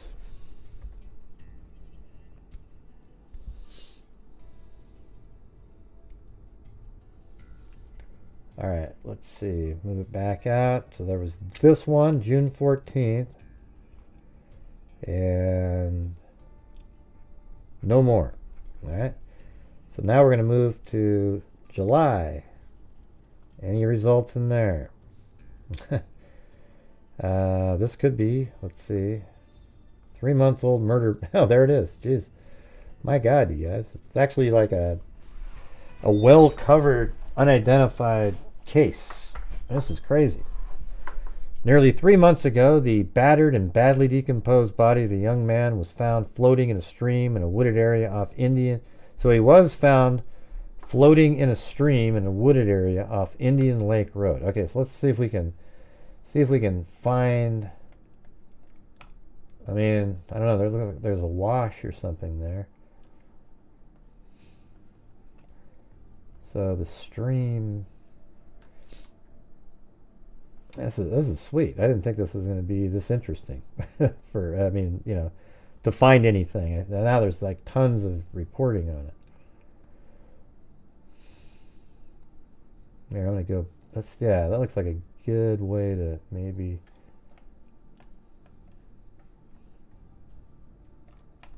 Oh, okay. How about like right there-ish? Okay, because we're getting close to that area. You know, I bet you it's right there. I mean, that's close enough to see that, like just a little bit further up into there. So I'm going to go like right here. The bike was found. And then I think this road here probably used to be Indian Lake Road. I bet continued up like that, but then someday somebody changed it to Rima Ridge Road, that extra portion of it. And then if you go up here and then you go out, let's see how far that is. That is 0.69. Remember, it was 0.71. So I bet you anything that's it. Doesn't that make sense? Huh? Thanks, K-Me.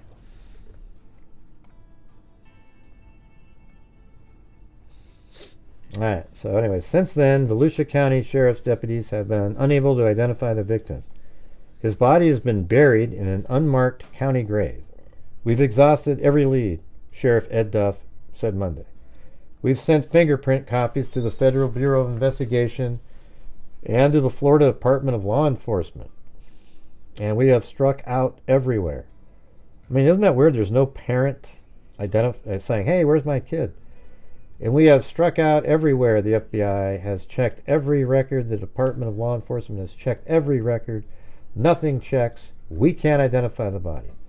Duff said the only hope in the case is that somewhere, someplace, someone has to know the victim. Someone must have seen him.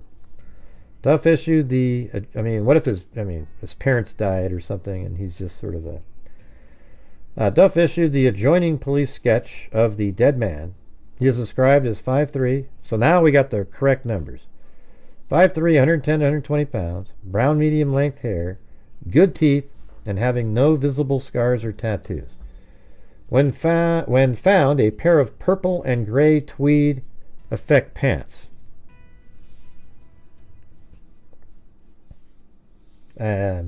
Was dangling from his ankle, so they think he was assaulted. Blue jean jacket, black loafers, and a short sleeve pullover knit shirt also were found in the area. Thanks, K-Me. In addition, deputies said they found a black leather wallet with blue and green paint on it containing $6.17. Back then, that's probably like $30. Anyone having any information and don't look it up. Gray, I looked it up and it's $37.50, you bastard. Anyone having any information concerning the victim is asked to contact the nearest law enforcement agency, Duff said. The victim was found May 27th by two motorcyclists. A coroner report indicated he had been dead at least 4 days. Cause of death is listed as internal bleeding. Right, well, he was stabbed. Well, how come they don't mention the stab wounds in this one? We believe he was a victim of a sex attack, Duff said, and it probably was something of a They're saying of it like a gay nature. He had been disrobed, and all the hair on his lower back had been shaved off. What the hell? Oh man, this is getting serial killer-ish here. Disrobed, and all the hair on his lower back had been shaved off. According to investigator Art Dees, deputies are working on the theory the young man was killed somewhere other than in the wooded area, but brought to the area after his death. We are fairly sure he was not killed where he was found, or where we found him, Dees said, as we found no signs of a struggle or any fresh blood. Interesting. So he was stabbed then. A bicycle reported stolen in New Smyrna Beach 4 days before the young man's body was found was also found at the death scene. It has to be connected, as were a number of empty beer cans. So it's like the bike was stolen. He went there with somebody, maybe an older person who was a sex offender, and attacked him once he got him out there. That's what happened in this story. And the person bought him beer. They go, hey, I'll get you some beer. Let's go out there. And he thought they were just going to chill out and hang out. And this guy attacked him. I think he wasn't attacked there though, right? So what's interesting is like, where was he attacked? Maybe he wasn't attacked right there, but it was somewhere right near there. Okay. Jeez, I don't give a shit.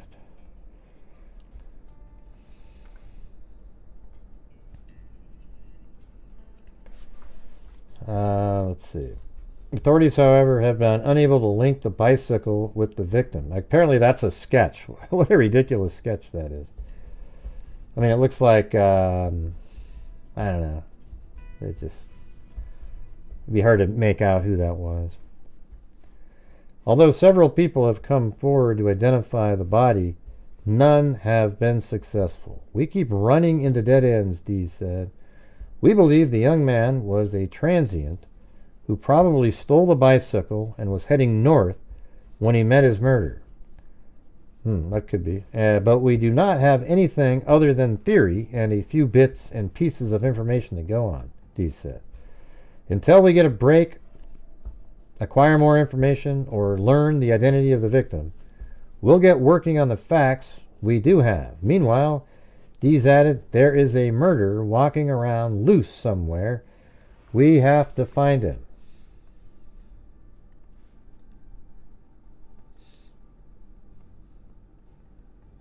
That was July 25th, 1972.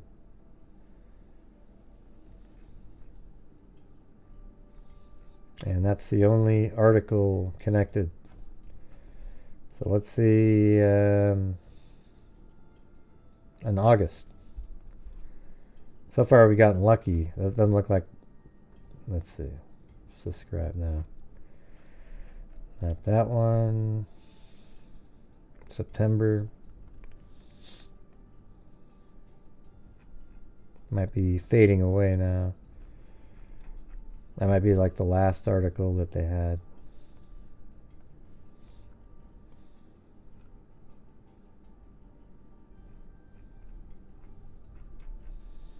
Here, I'm going to put, go like this. That way there, that's only, has to be in there. Okay, now we can do how about, let's try just nothing. So it does have May, June, July.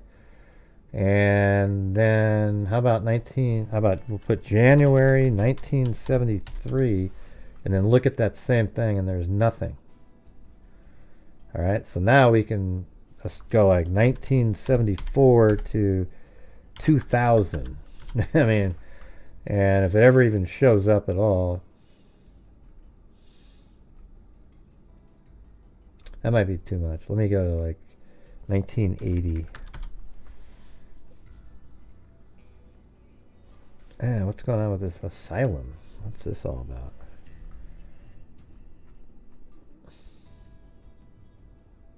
Jesus.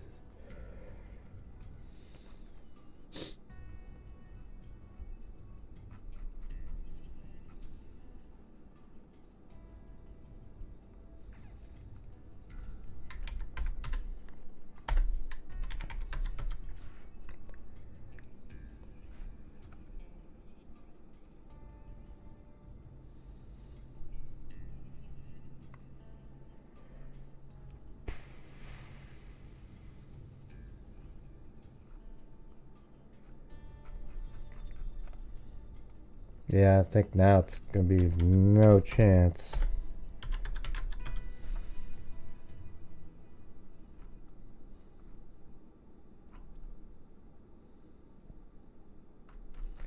Wow, but that's pretty awesome, though. We found all of those references, and I think that's going to be about it.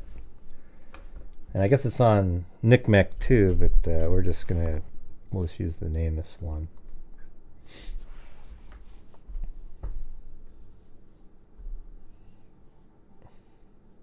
I don't know, Chicken Wing. I don't really like making fun of dead kids like that. Let's see, Timothy Cecil, I kind of do, but hey, thanks, Tracy Harrison. Yeah, no problem. Yeah.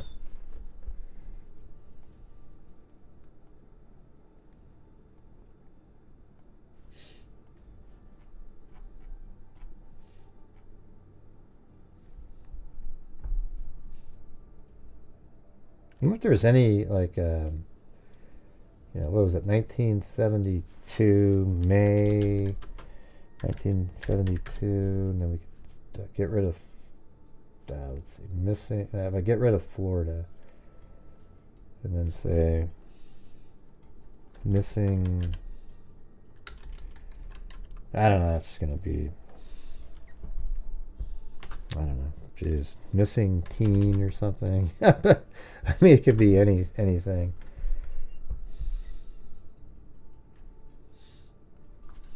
Missing male teen brown hair. Is that going to show up?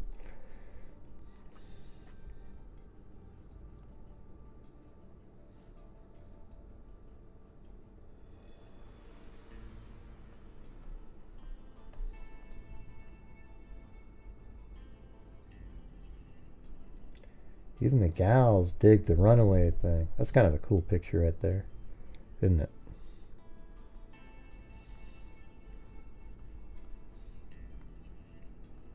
Well, anyways, we found the articles on it.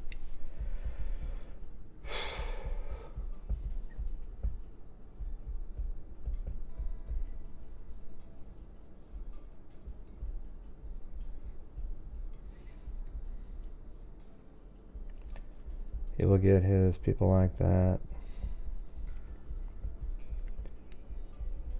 May we have the goal? I don't know. We're still short of the minimum, the low goal. So I don't know. Doesn't look like it's one of those nights. I gave it a shot though. I gave it a shot. I didn't realize I just saw people asking why someone's back got shaved. Yeah, it's in the case. Yeah. Apparently his lower back got shaved. So he must have had hair on him or something. Or maybe just they could just tell that there was an area that was too smooth. What happened, GSU PM? What happened?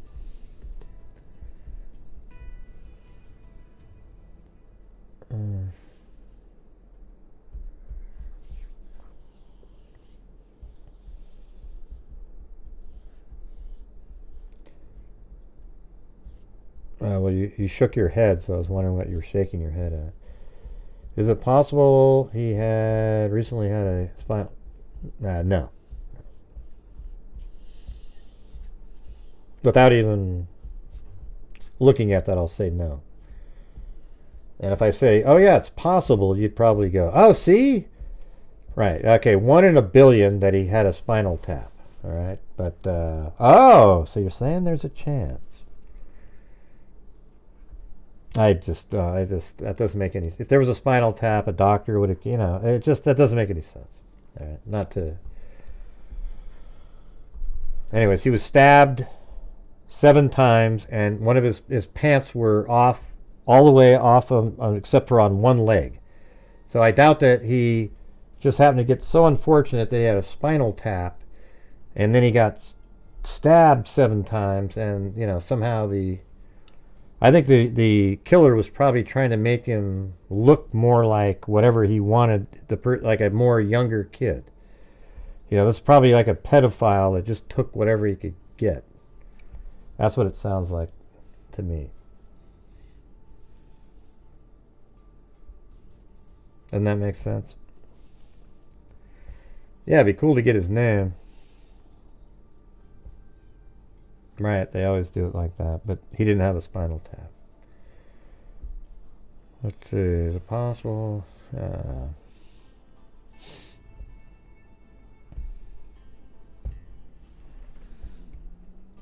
Alright, tonight we've got only 2 coffees in there. Or maybe 3 now. Let's see, 1, 2, 3 coffees. Yeah, he's not from the area because nobody mentioned I think he's probably a kid that would run away and his parents are like, yeah, you know, they just never reported him missing. It's a little bit like Daniel Armentrout, you know, sort of similar. He took off. Maybe he stole a bike. He was riding around. And then some older person convinced him. And it's interesting that there's beer out there. So what were the beer cans for? If the body was put there later, why were there beer cans there?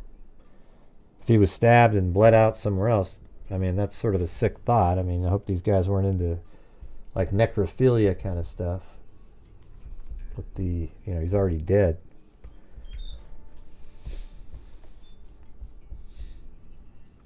No, they didn't try to humiliate him. They killed him and assaulted him. Let's see, back in 1972, they didn't have the networking between states like they do now.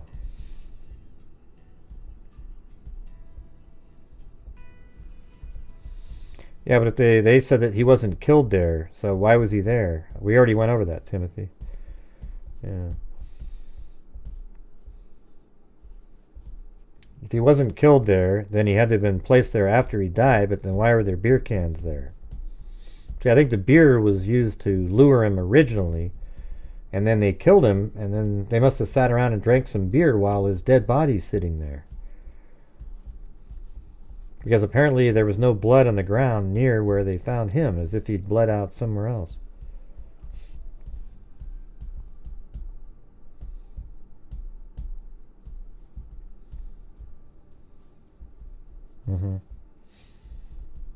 Should I go through those again? Now that we just have them all in order?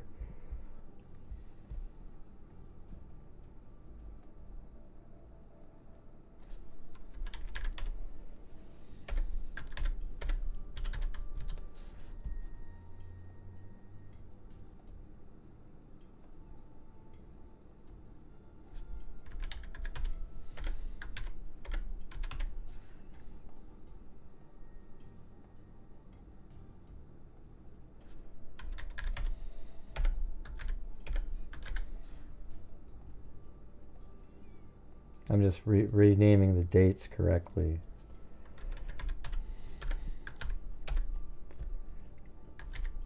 Alright, well, if I'm going to do it again, pay attention, alright? Let's see. May 25th.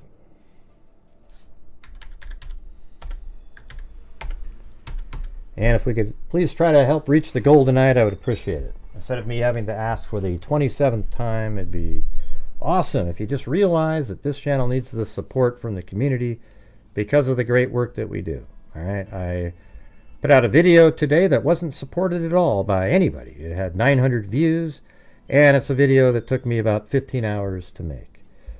And it was absolutely almost horrifying, you know, sit there and watch it collapse right out of the gate. And so what we need is, you know, if we get another $50 in here, I'll donate 5 memberships as well. All right, so that's what we need to try to get to tonight, and it should be fine. But what's really difficult is when I work hard to put a video out, and it hardly gets seen at all, and therefore there's no extra help coming in terms of the income for the channel, so that we can make a big change, affect change at the end of the month. All right, so there was 0 from that video. All right, and it's very frustrating and it makes me angry. I'm going to repost it. I'm just going to, I think I have to make another video and say, Okay, everybody, right after this video, look for another video where you yourself can, I mean, people are, it's just like, I don't know what the hell the deal is. That made me, I just was so disappointed. You know? It's just so freaking frustrating. But anyways, if we get 50 more, then I'll donate the 5 memberships. Alright? Alright, so here we go. I'm going to go back through these. What's funny about that, Bobby? I haven't seen you comment all night, and all of a sudden you come in here and that's funny to you. Hey, thanks, Moofies.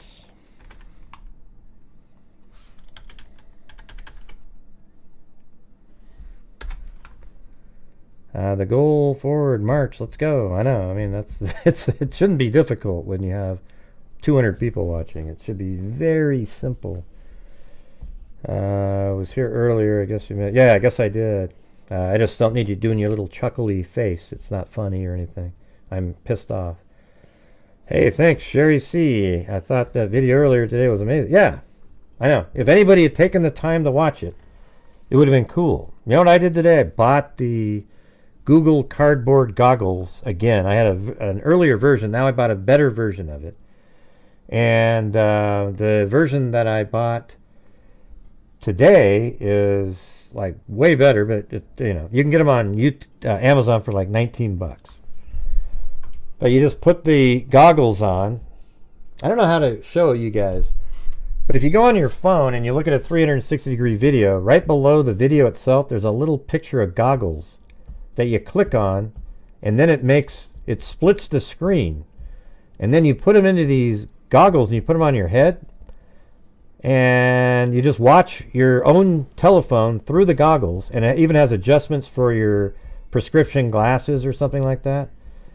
And there isn't, YouTube doesn't do anything. I've asked them 1,000 times. They never claim anything. People knew that I was putting that video out there and they just didn't watch it. I mentioned it. So I don't know what I'm going to have to do tomorrow. I'm not blaming. I guess what I'm saying is I don't know why it only got 900 views in a 5-hour period. And it had like 3-minute average on a 15-minute video of watch. Hey, thanks, GSU PM. Yeah, I'll definitely, I'm going to re-upload it. I just can't have it do that poorly.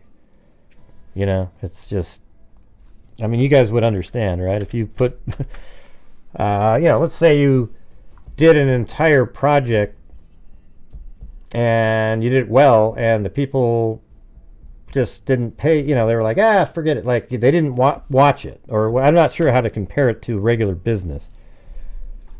It's like, and even the thumbnail was pretty good, I thought. Thank you, GSU PM. And by the way, there you go. Here we go. I will do mine now. And I'm gifting 5 memberships. Thank you, guys. Appreciate it. Right there. Got it. So I'll probably put the video back out tomorrow. And look at GSU PM did not get another one. You know, at this point, GSU PM, it's funny, isn't it? I mean, it's just every Tom, Dick, and Harry person on YouTube is getting the free membership but you. A person who supports the channel and helps it out. Yeah, so I'll do it tomorrow, okay? I'll put it out there again. Maybe I'll try to put it out like at 9 in the morning. But after I put it out, you guys, go around to all your little groups out there and go, hey, look at this, everybody. Check it out. Check it out. This is awesome. Now, and explain to them, because I don't know if people are just dense or like what the deal was, but it's simple. You know, while you're watching the video, let me just show you how it works. Okay, so tomorrow when you've got the video out, let's just pretend this is, or I'll make myself full screen. Pretend this stupid thing right, let's pretend this is a cell phone, right? And while the video is playing on YouTube, you can actually watch it and go like this. You turn around, you can stand in one position, hold it in front of you, and turn around and look up and down and all around like that. And it's as if you're there, right? But if you have the goggles, you put them on, and you're standing somewhere, and you just turn your head, you're looking all around. It feels like you're right there. Okay, that's with your cell phone. Now, if you're using your computer, like a PC, look at the screen right here. Pretend that's a YouTube video. You actually can move it around with your mouse. I guess I could try to, let's see. I actually have some on my own channel that are still out there. Let's see.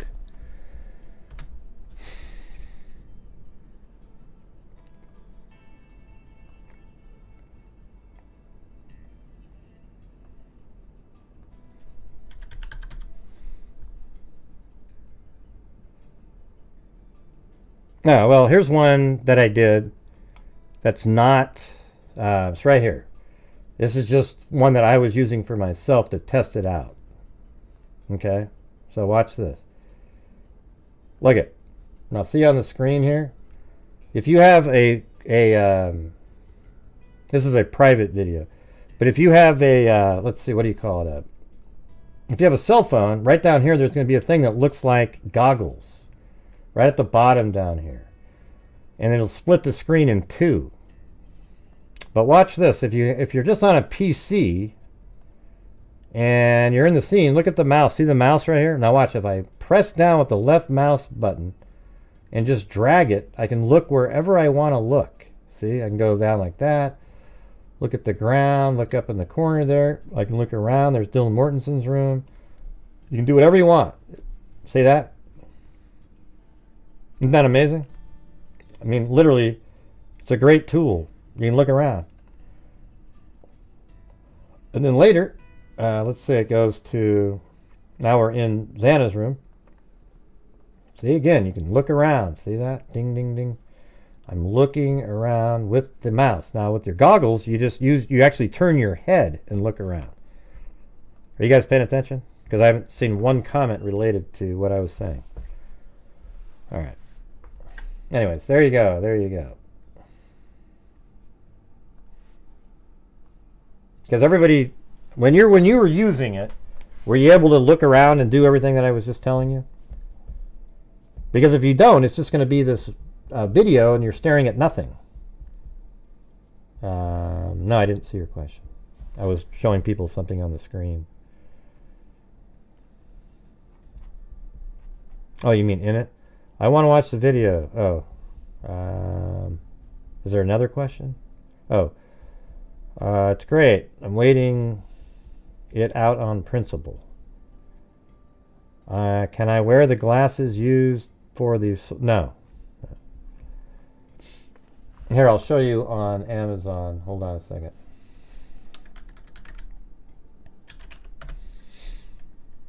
Let's see.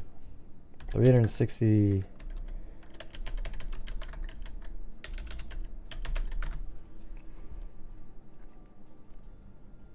Now they're called like Google, let's see, Google Cardboard is what the term is. God dang it. They're like VR goggles. Like, okay, see these right here? Like you could use this. See how it has a cell phone in the corner there? Right there? It has a cell phone. And this kind of... Well, it's hard to show you, but like this is right a split screen that they're showing you through those goggles. And you're just watching 360-degree YouTube videos. And this is probably like the original Google Cardboard thing. See, it looks like that. You can put your phone in there and watch it.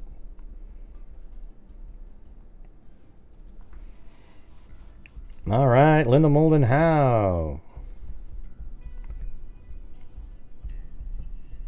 Yeah, I'm more frustrated with Google because Google doesn't send anything out. But I also don't think, like even that last video I made, it's got 7,000 views and 460 likes and everybody loved it. It's like people just don't, the like button is a huge thing for YouTube to keep putting it out there, and people just don't hit it, even if they love it. They just forget. And it's like, man, how do you train people to hit the freaking like button? I mean, I know I don't always hit it, but how do you have your own freaks hit the like button? And then literally go out and share the video every single time, despite what it is. That way, it's like even cases that aren't really huge, people get to see. All right. Anyways, I heard from here. Maybe I should call. Anyway, I'll call Dr. Colleen Fitzpatrick after the show. Yeah, share it everywhere, all over the place. And if everybody did it, I think it would have a massive effect on the channel.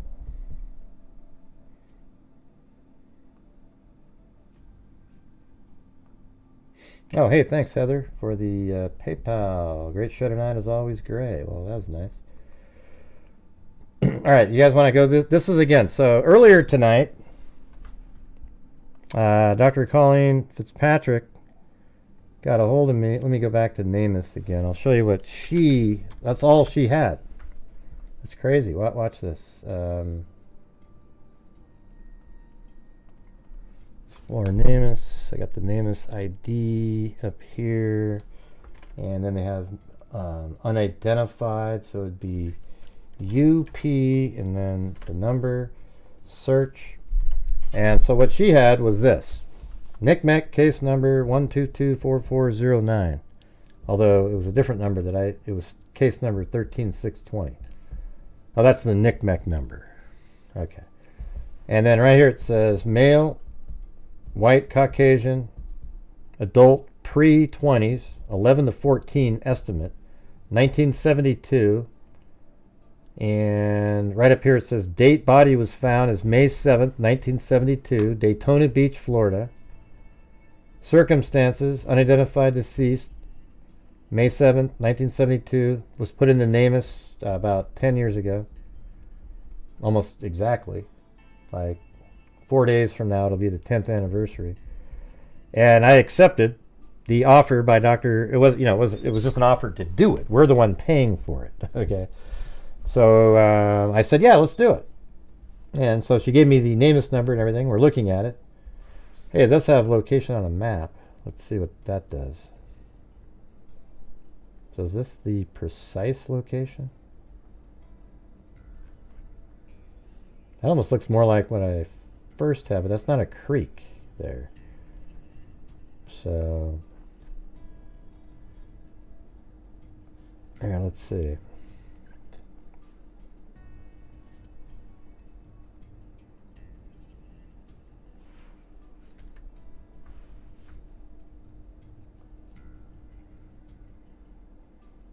White Strand Road. Where the hell is that?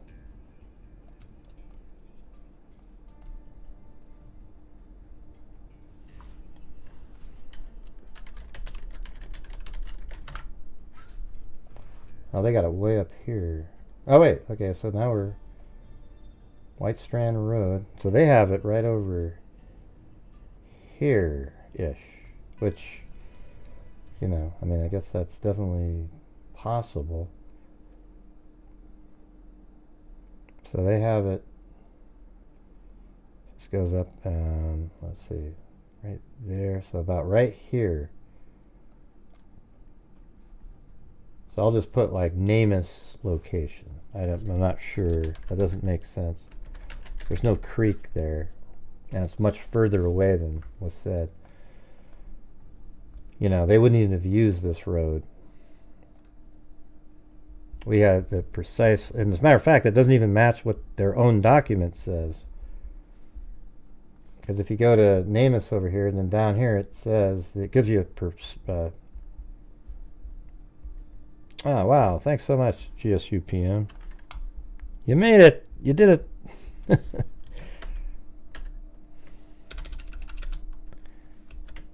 2, 3, 4, 5, 6, 7, 8, 9, 10. That was very kind of you. Thank you so much.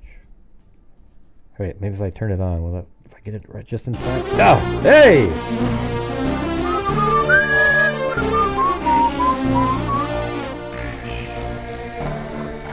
There we go. We got to hear it right at the end. I'll leave that on.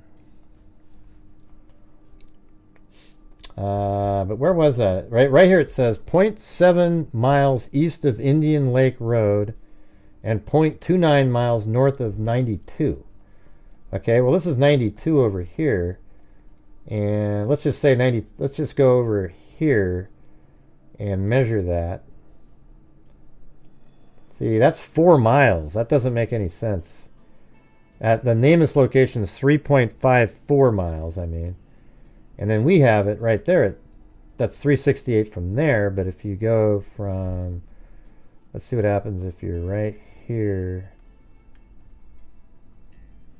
You go to there, it's 3.37. They have 2.9. I mean, we're closer than that, this one for sure, but I don't know. It's hard to say, but there's a creek right here, and they said he was found in a creek, and that makes sense. And the creek continues around, and I don't see any creeks here. Do you?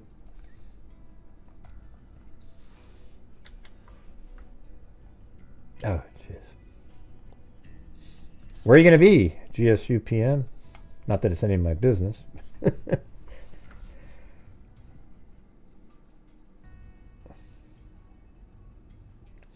Anyways, I really appreciate your support there. Very kind.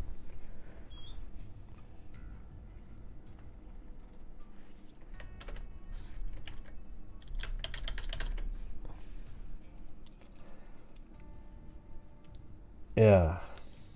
I guess what was frustrating about my video earlier today is even the people who watched it, the average watch time was 3 minutes of a 15-minute video with 20 different locations where you could literally sit and look around at your heart's content. You know what I mean? Or just watch the 15-minute video and it'll change by itself and you can just look around. And all it garnered was 3 minutes average. How does that happen? I don't know. I guess people like stuff explained and talked to and all that. But for people who really want to just sort of think about things on their own in the case, it seems like it would have been really good.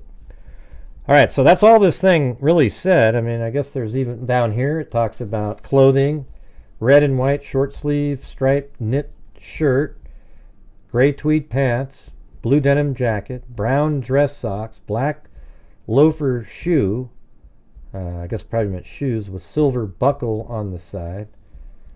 I just said shoe though, like it's missing one. Maybe that's why they're saying that they think he was dropped off there because they couldn't find the other shoe. Or it was a serial killer keeping a souvenir, as it were. Okay, I'm clearing the screen.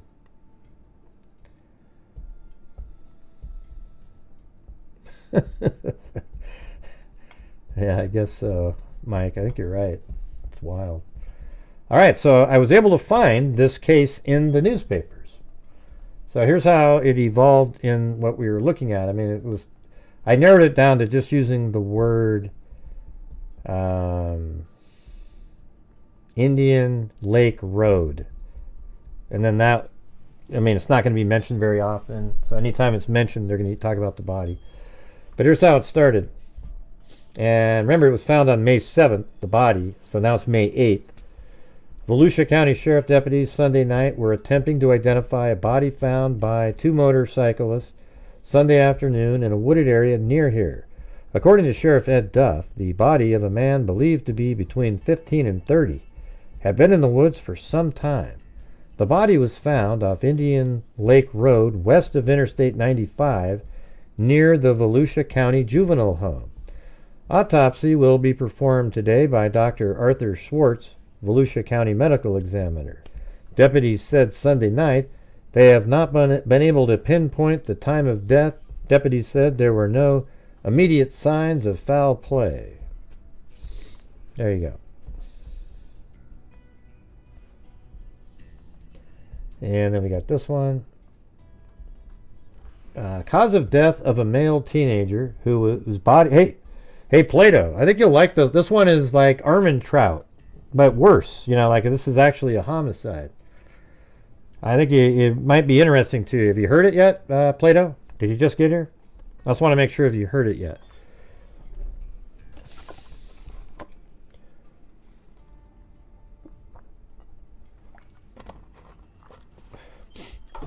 Okay, because this is, if you just got here, Dr. Colleen Fitzpatrick called me up, and it's really watered down, just sort of a NamUs profile. But when I look it up, it's crazy. All right, so this is the second article. The first one was just sort of finding where the body was, etc.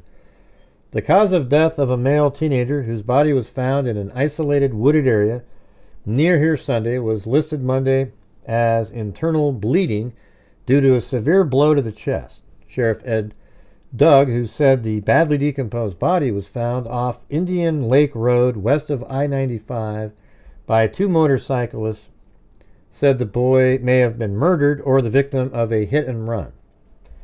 And then it says a bicycle that was stolen from a Daytona Beach home early last week was found near the scene, as was a number of empty beer cans.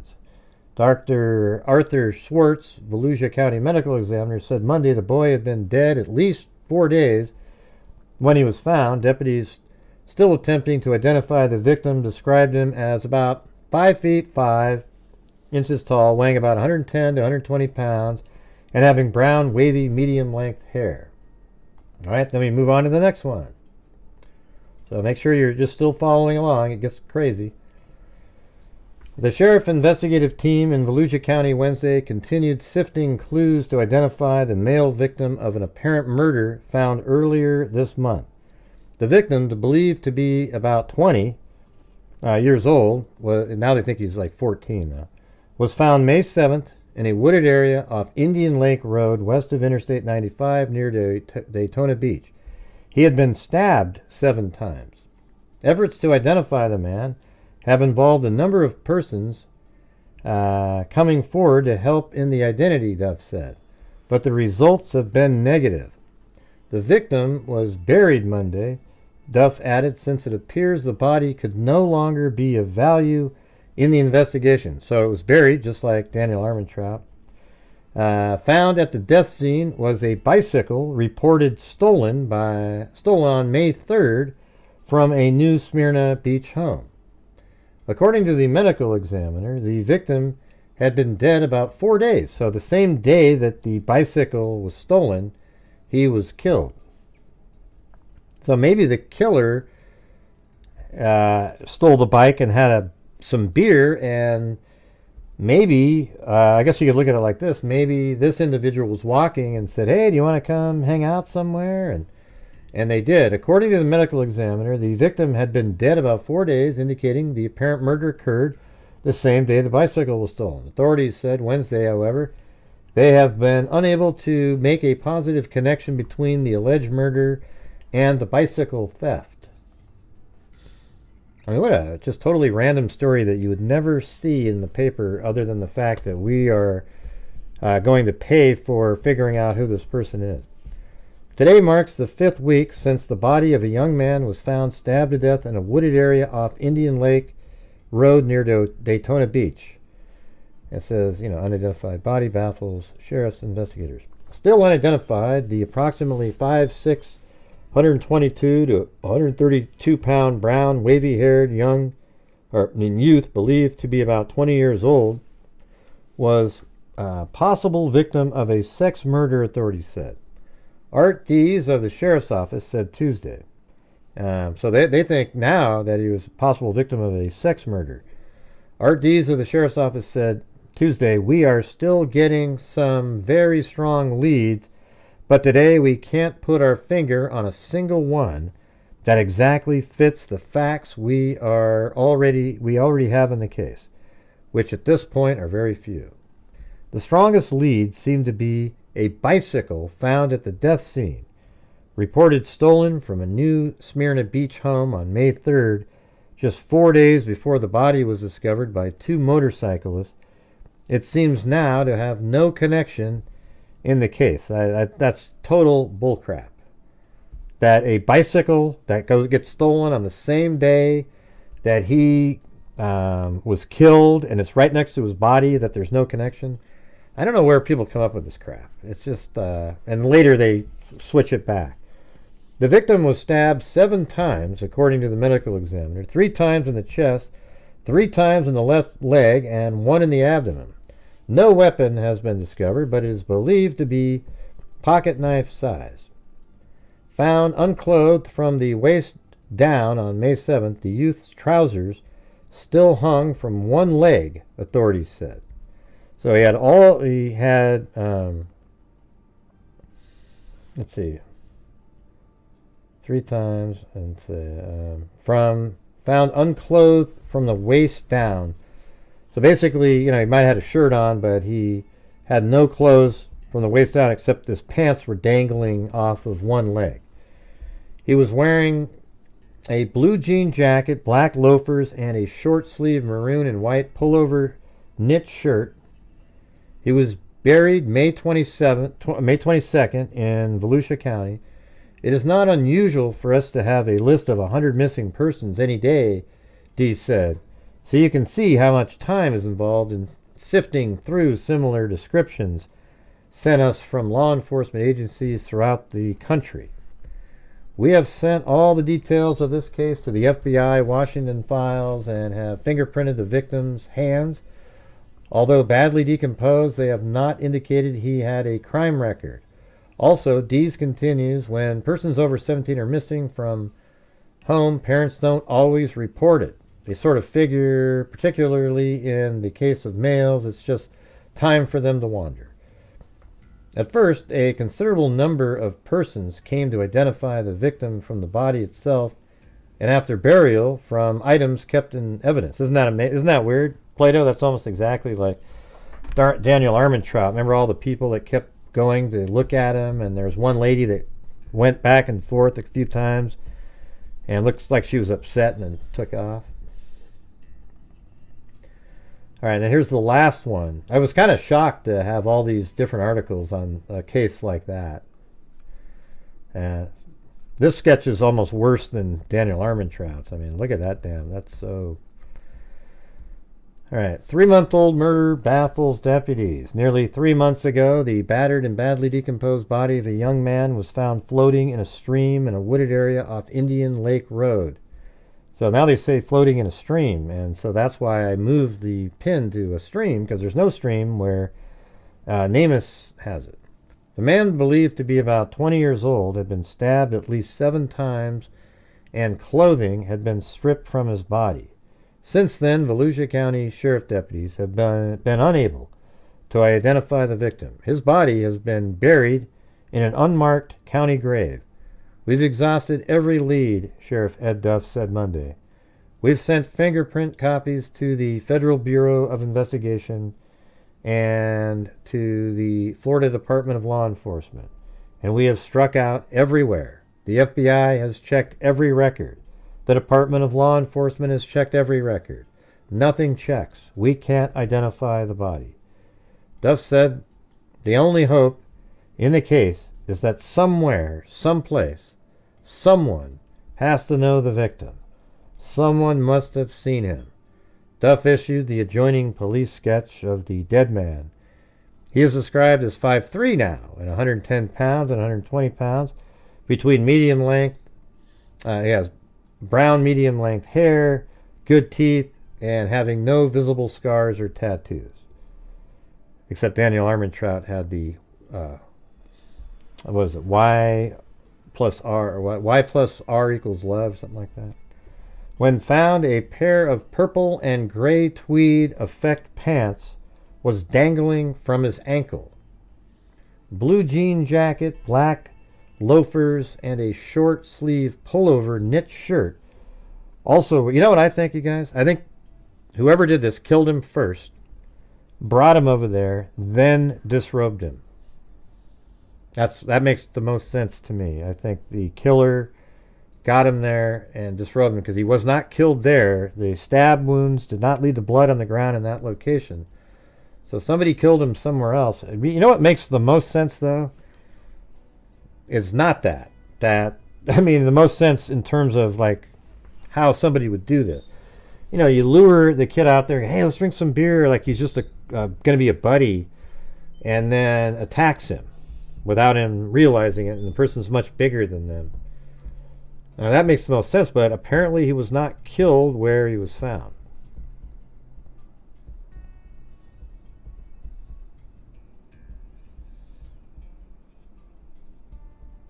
Let's see. So a short sleeve pullover knit shirt also were found in the area. In addition, deputies said they found a black leather wallet with blue and green paint on it containing $6.17. Anyone having any information concerning the victim is asked to contact the nearest law enforcement agency. The victim was found May 27th by two motorcyclists. A coroner report indicated that he had been dead at least 4 days. Cause of death is listed as internal bleeding. We believe he was the victim of sex traffic, Duff said. And it probably was something of a, it says in here, quote, homosexual nature. You meaning the killer had that nature, right? Because it's obviously a guy that abducted him. He had been disrobed, and all the hair, I think he was more of a pedophile. Now listen to this crazy part, Plato. Listen to this.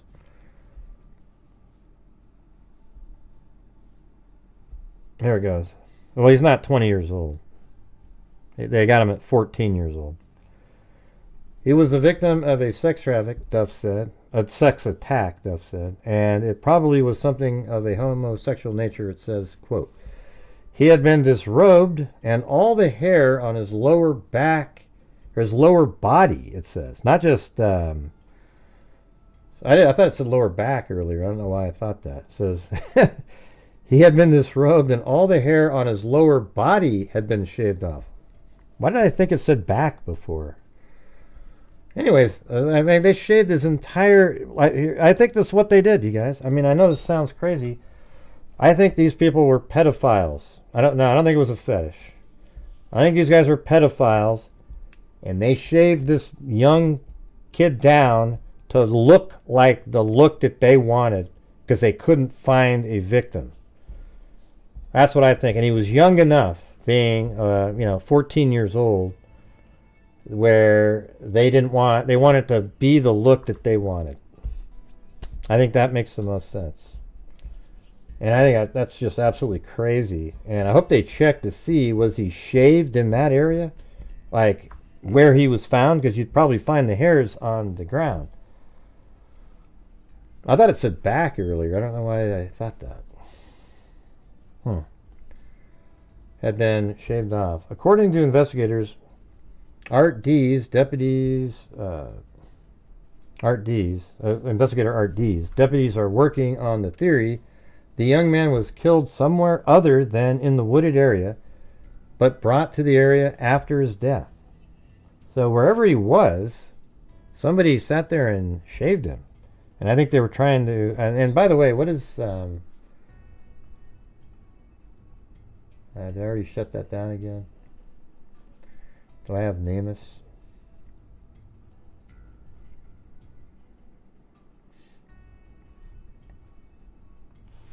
I gotta go back to NamUs again.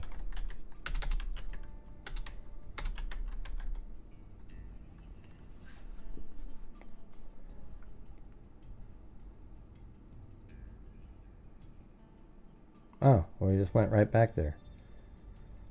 They think he's 11 to 14, you guys. So he could actually be, I don't know when you're, maybe it's some hair on his legs or something, and they could see that it was shaved off, but he's right in the age, at the edge of a pedophile range, right there, right? So that's what they think in NamUs, that he's 11 to 14, that he's 5'2", only 120 pounds. And so, yeah, that's absolutely insane. Doesn't that sound like a, what do you guys think about that? I don't think it was a fetish, Plato. I think that they were trying to make you know, they didn't want the Harry. If let's say he was Harry and he was 12, that doesn't look like the look that they want.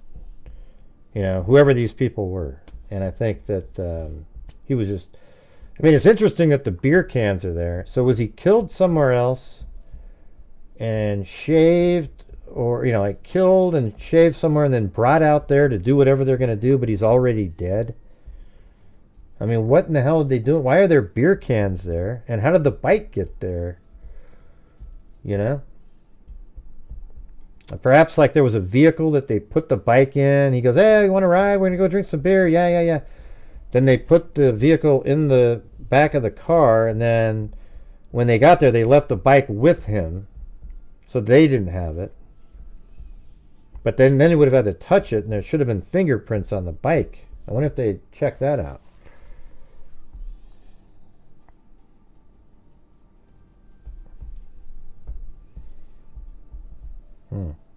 So anyways, you guys, that's going to be one of the ones we're doing. Pretty cool, huh? I mean, so that's the thing, you guys. This is a channel that makes a difference. Unlike the other ones. And I mean every one of them. Yeah, we had the Bart Simpson fake view counts tonight again. That little look where it goes. Yep, right off the gate, right out of the gate. It doesn't. It's almost like YouTube already gets it because my view count doesn't go up. As a matter of fact, the peak. You want to hear something funny? The peak numbers during that spike was 1,900 viewers. Right. My total views for the show is 1,500. So how's that even anything?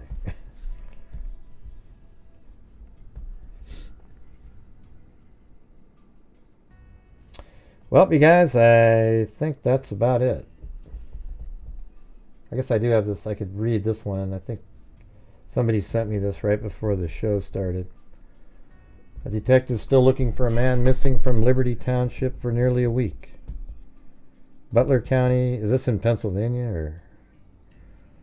Office detectives are continuing searching for a man missing from Liberty Township for nearly a week.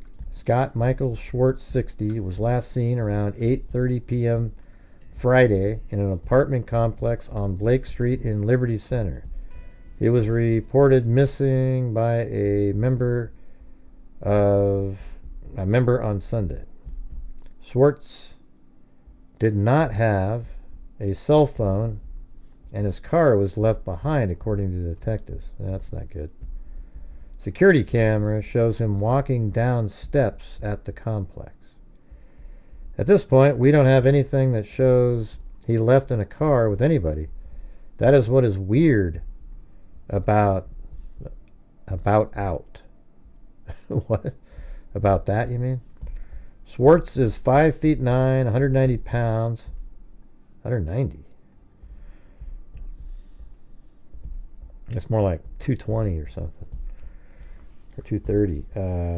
190 with gray hair and blue eyes. He was last known to be wearing a gray CSI t-shirt and dark colored jeans. His family is from Georgia, but Schwartz does business in Liberty Township. Where is this? Anybody know where that is? Yeah, I'm going to repost the 360 degree video. But I'm going to do it tomorrow, like at 11:10 or something, and I don't know. Maybe it just hit the wrong time frame or something, but I've never seen that video. I don't think at any point ever had more than 40 people. It was just crazy.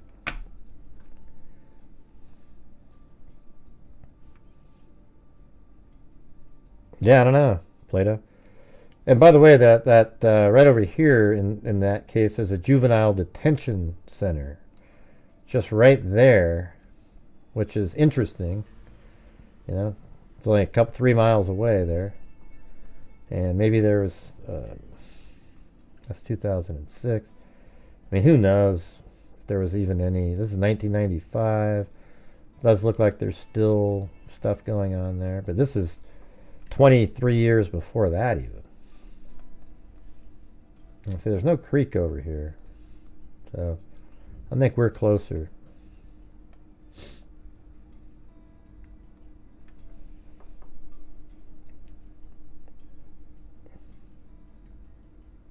Well, if there was, I think they would have checked that center, don't you?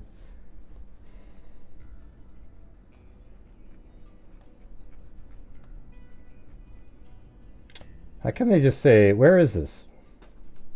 Where's Liberty Township? I mean, why not say, it's just Liberty Township. So is that Ohio, Pennsylvania?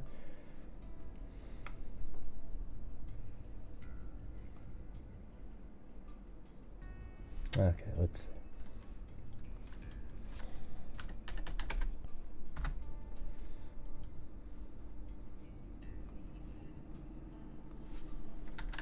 Scott Michael Schwarz. That might not be too common. Liberty Township. Is it PA? I don't know. Scott Michael. And how they say 60?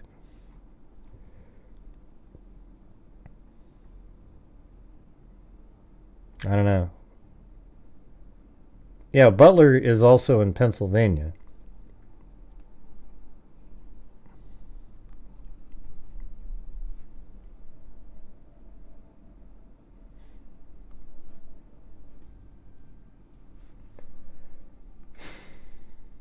I found like the guy with the same name. I guess I'm gonna have to just look at. What, don't they have like something at the bottom? It looks like Ohio. Okay, this is Ohio.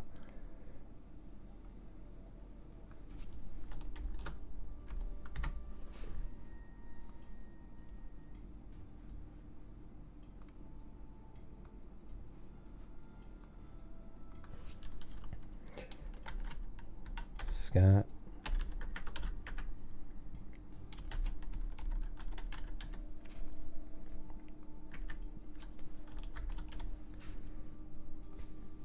Oh, he's 60.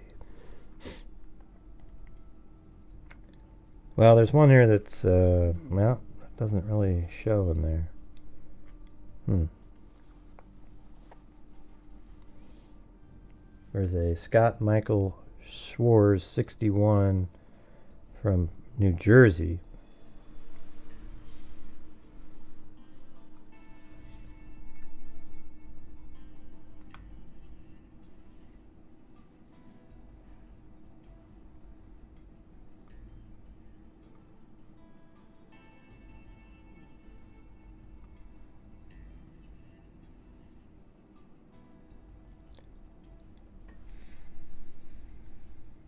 Yeah, this person doesn't have anything in Ohio at all. The one I'm looking at. So, I don't know. I mean, down below here it says Ohio. Something, right? I think it was right. Ohio Lottery. I mean, so I think that would be, that's the state.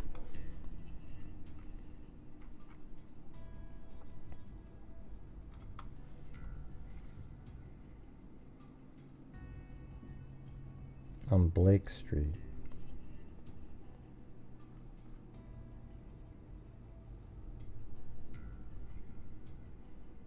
I don't know. I'll look more into this one tomorrow, I think.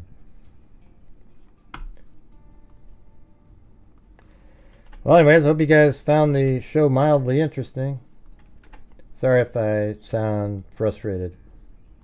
I get frustrated when I make videos that nobody watches, you know, and that's not your guys' fault. It's, you know, YouTube and, you know, people. I mean, it is something to do with people, because I mean, I make videos all the time, and it doesn't, you know, the notifications I've checked, by the way, you know, out of 151,000 subscribers, there's only like something less than 10% of the people, not even that, some tiny number, have the notification bell turned on. Okay, so when everybody goes, oh yeah, great, I don't get notified, I'm like, yeah, because your notification bell isn't turned on. You know, yeah, 'cause that's what the numbers show. Yeah, Butler County, Ohio, yeah. We just said that.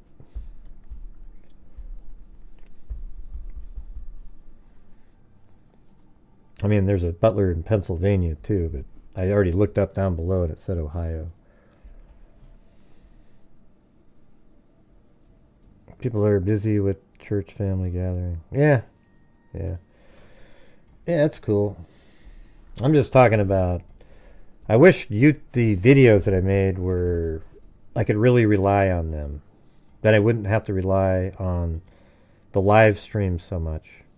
And it's sort of like a double whammy when you make videos, and like those last two that I've done on the 360 did pretty good.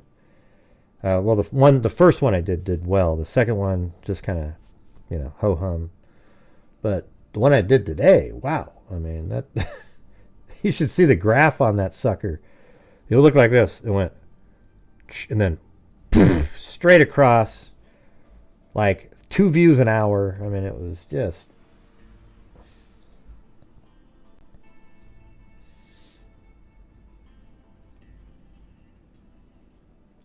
Yeah, well, I thought, you know, you'd think people would like the videos.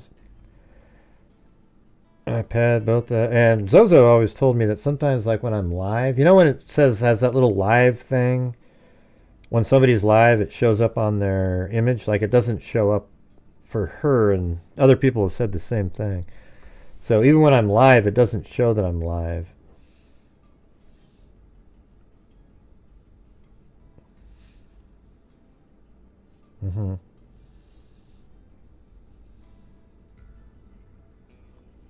Yeah, I'm going to post it again tomorrow. Maybe like at 11 in the morning. My time. See what happens. Oh, it shows now? Okay. Well, that's good, I guess. Yeah.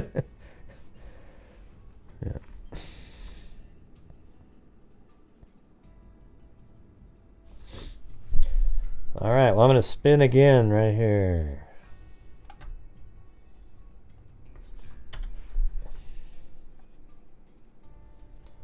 So I want to say thank you guys, to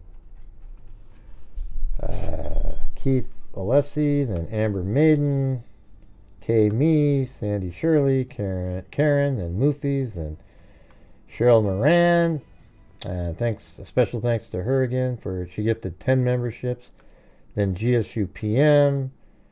It's Amy Darcy Marie, Cheryl Moran again, and then Moofies. So tonight was one of those ones where GSU PM and Cheryl Moran together made the low end of the gold, just them combined. And then Moofies. Then Uniquely Susie, retired hospice RN, GSU PM again, Moofies, Sandy Shirley, Richard Watts, K Me, Mama 457 Rose, Cheryl Moran again, very kind. Then this account, Chicken Wing, Moofies, GSU PM, Cheryl Bullock, Zozo, Mama 457 Rose, K Me, Tracy Harrison Sass, then Moofies, then Sherry C, J Cool 3300, and then GSU PM did 2 cat eyes in a row, and then I gifted 5 memberships in the middle of those. So we easily made the goal tonight, etc. Have the red dot earlier for me, and now it does. Oh, really?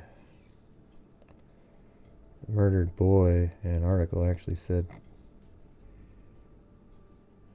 pubic hair. Oh. What article is that one? Send me that one. Where were you looking for that? You don't have a newspapers.com, right? An article actually said pubic hair. About which case, though? What are you referring to? You have to send me just put the link in the on Facebook so I can see what you're talking about. All right. All right. Well, thanks everybody. We will see you guys later. Yeah, he was shaved from the waist down. Maybe that's what they meant. Yep. Oh, wait, I gotta do the spin. Sorry. Hold on.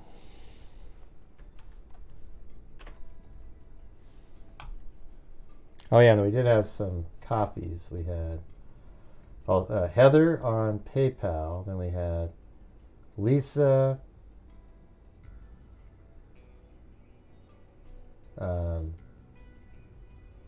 Justin, and Paulette on coffees. So thank you.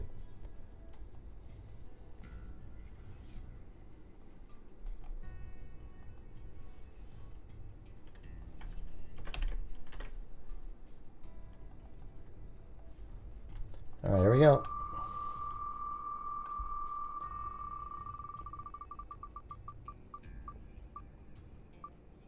Oh, Cheryl Moran. I think you've already won one now, right? All right. I mean, I have her on the list right here.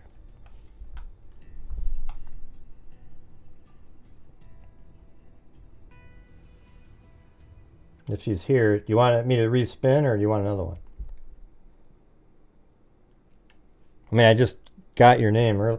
And by the way, that second floor thing that you mentioned, does that have to be on there? On the address? I don't think that gives away your address. It just says second floor. Does that need to be on there?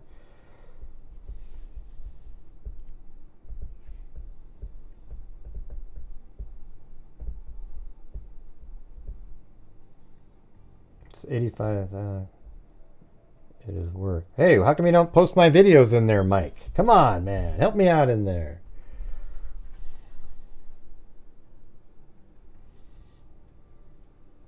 Yeah. So when I make videos, just put them right in there. Share them away. I mean, that's where I need somebody like you to help out.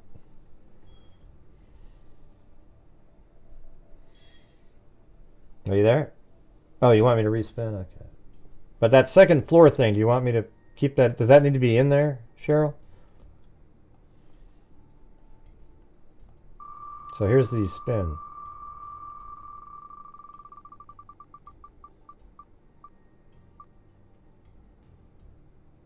Oh, I almost got Cheryl Bullock right there. GSUPM again.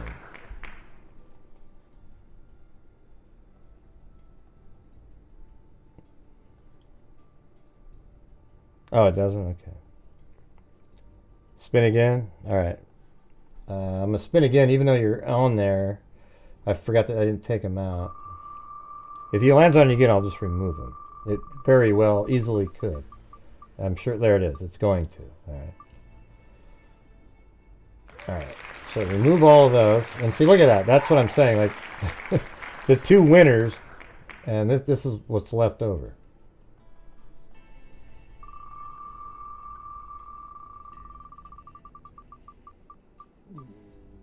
There goes my stomach. And I think Paulette just got one of these. I think. You still there, Paulette? Not even sure you're awake.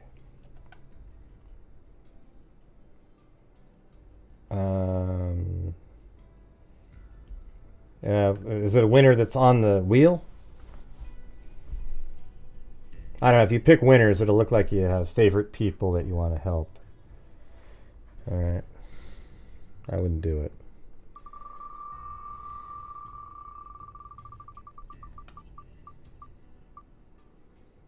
Moofies! There you go.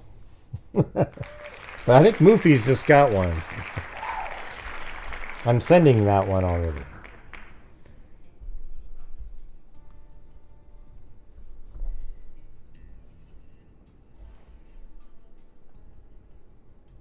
Everybody got these. There you go. I just won one spin again. That's what I thought. All right, here we go. We're narrowing it down. Thanks, guys. Hey, look at that. Sandy Shirley. All right.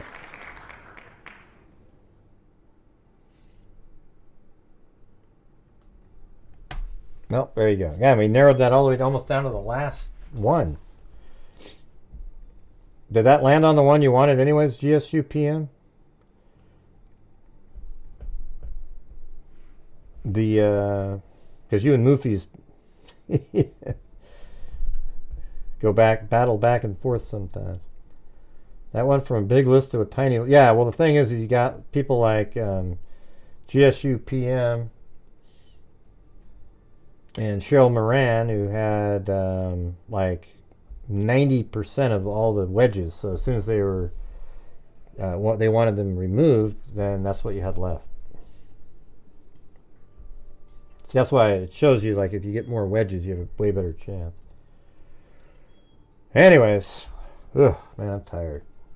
Thanks everybody for being here. We will see you tomorrow. All right, I guess we'll see GSU PM. That wasn't the one. We'll see you 2 days from now.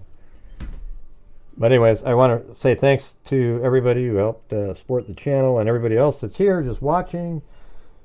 Hit the like button, etc. But I also thought it was pretty cool that we stumbled upon. I mean, that case is pretty dang interesting. I want to read what Zozo found. I don't know if it's the same guy that she's looking at, but all right. Thanks, everybody. See you guys later. And as I always say, until next time, be safe out there. Hey, look at that. It's Mark Willis at the buzzer. We're just taking off, buddy. I'll put you on the spin for tomorrow, though. Hold on. Let me get that. Hey, late again.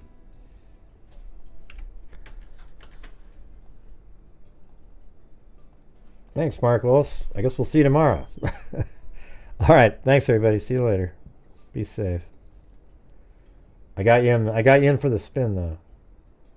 Yeah, it's Volusia County. Yeah, I've been doing this true crime thing for quite a while now. And during this whole time, I have not seen one person that is a crime dissector, flag rejector. I'm a certified human lie detector. Gonna get ya on a stretcher if you try and play me like an old projector.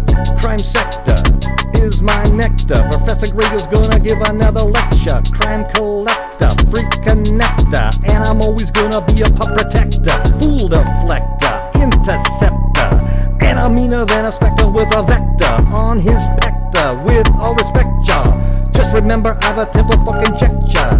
I have no agenda, I'm no pretender, and I'll serve it to you straight without the blender. And in the end, I'm gonna send ya on a mission to reveal the true offender. Yeah, so I'll just get right back to work. All right, everybody? Talk to you later. We were all Richard Allen! You pieces of shit got to the jury, didn't you?